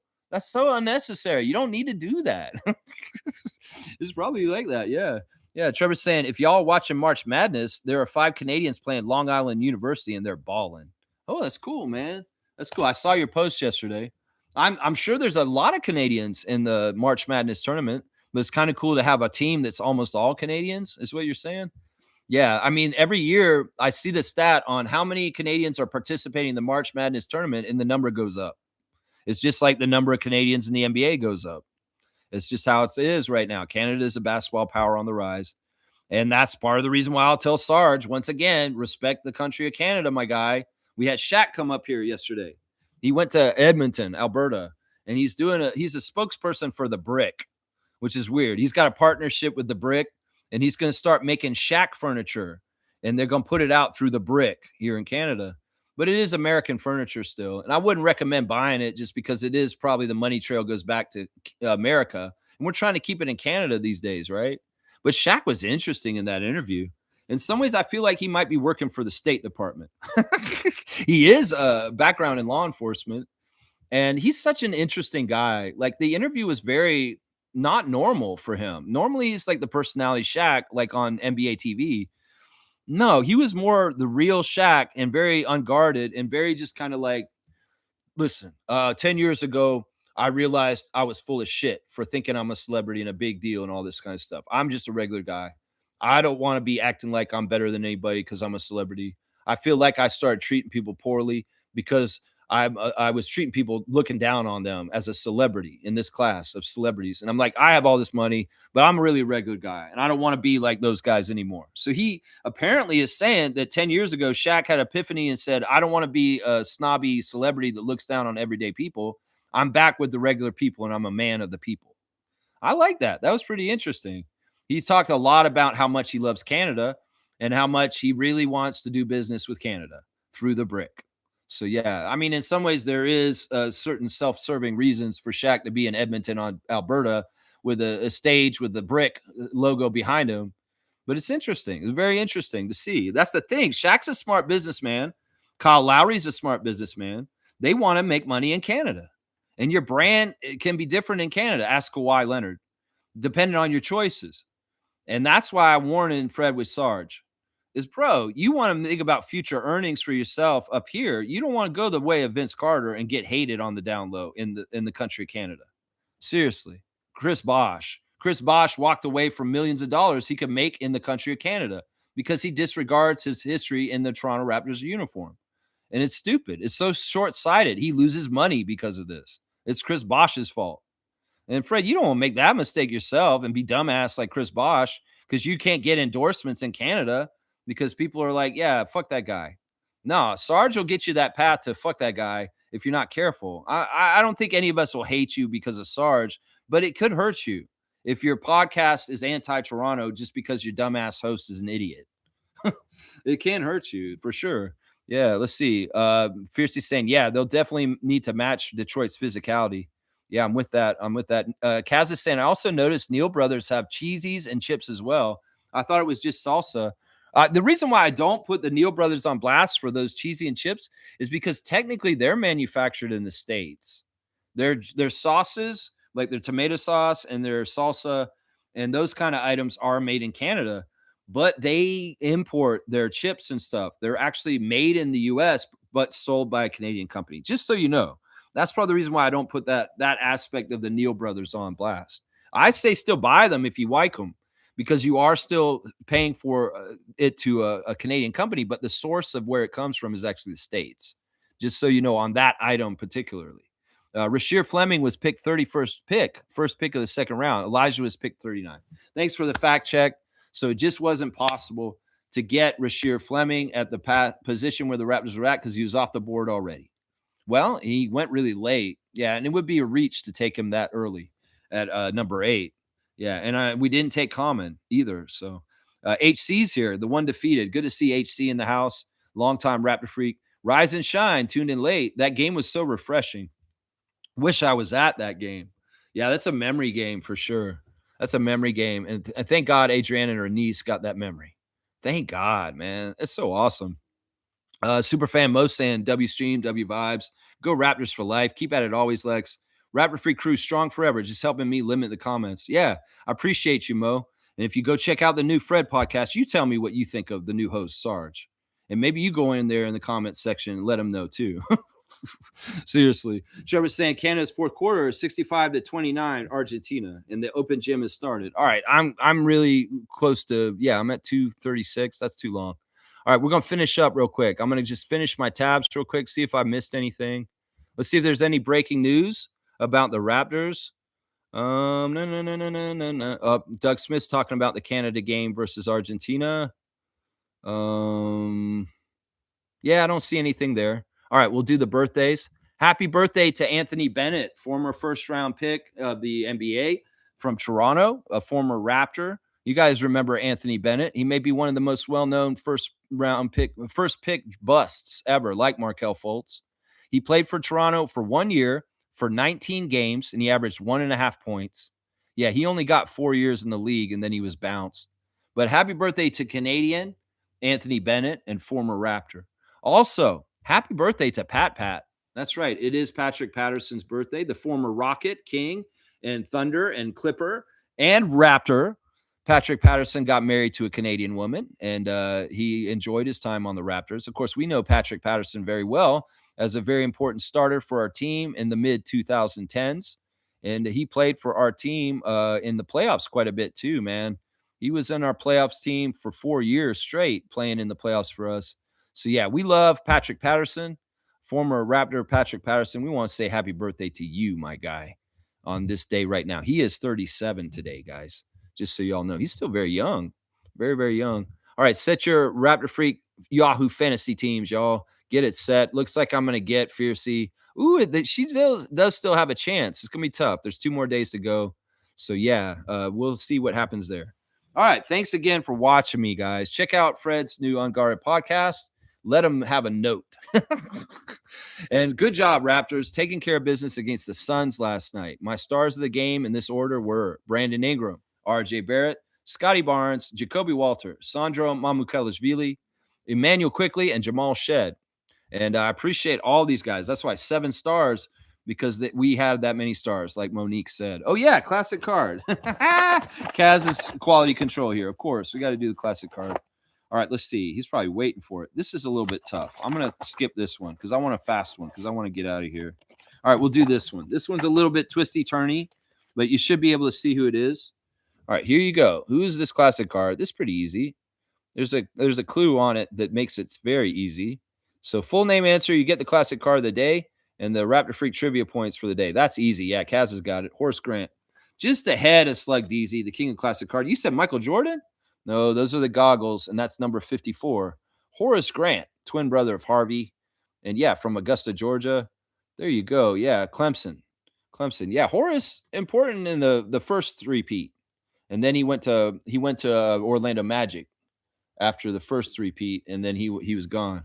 Yeah, you didn't see the goggles. Yeah, they're there. I'm not sure which Laker that is. Who is that? 14? I don't remember that one. I don't remember that one. All right, y'all. So on that one, I'm going to give you 54 points because that's about right for Horace Grant, Kaz. We'll give you 54 points for the classic card today. Whole Grant. I actually was a huge fan of Horace on the Magic when he was there because it was fun to see him in the blue goggles all of a sudden. He was wearing blue goggles. They kind of popped. They kind of popped. Yeah. All right, guys. Thanks for watching me again. Much love, peace, and blessings. Blessings. Raptors are a team that should be respected. This is the message this week. You don't want to respect us, DeJounte Murray. You don't want to respect us, Josh Hart. You don't want to respect us, NBA media. You don't want to respect us, Sarge. Well, we're fighting for respect. And you say, oh, there's other teams in the Raptors. Yeah, but I'm the Raptors freak, motherfucker. And this is my team. This is my team. There's Rockets freak. He loves the Rockets. And that should happen for all the teams, right? There should be diehard fans for every team. Don't make me gaslight me and say there's other teams in the league. I'm a Raptors fan. I know there's other teams in the league. I watch the other teams too. I pay attention to them. But my team's the Raptors. And there ain't nothing wrong with me being a Raptors fan first. Some people will try and shame me, make me feel like, oh, why? No, you shouldn't have importance. Well, this is all partly the mechanisms in society that have been working against certain people in certain groups for a long time. It's the same mechanisms. If you open your eyes to it, you can see it. There's a sociological lesson here. So, yeah, I'm proud to be a Raptors fan, and I'll be a Raptors fan until I die. And I damn for sure will not let somebody disrespect the GOAT, one of the GOATs, one of the greatest Raptors of all time, Fred VanVleet, on his own podcast with LeBronto to his face. And that's the message right there. No, DeJounte, don't hang your head over us when we're laying on the floor. No finger guns, Josh Hart. We're coming back and we're going to make y'all respect us, whether one way or another, whether it's me in the comments section or it's the guys on the court saying you ain't going to punk us and we aren't soft. And you're going to see this. Because if people think that shit, they're going to find out real quick. All right, y'all, let's go Raptors. I'll have the preview tomorrow for the Detroit Pistons game in the afternoon, the ref lineup, the latest lineup news, all the pertinent information to get you set up for the Pistons game tomorrow afternoon. I love you guys. Let's go Raptors, and let's get more W's. Let's build off of what we did last night, and I'll see y'all tomorrow. I love you guys. Let's go Raptors. Let's go Raptors. Let's go Raptors.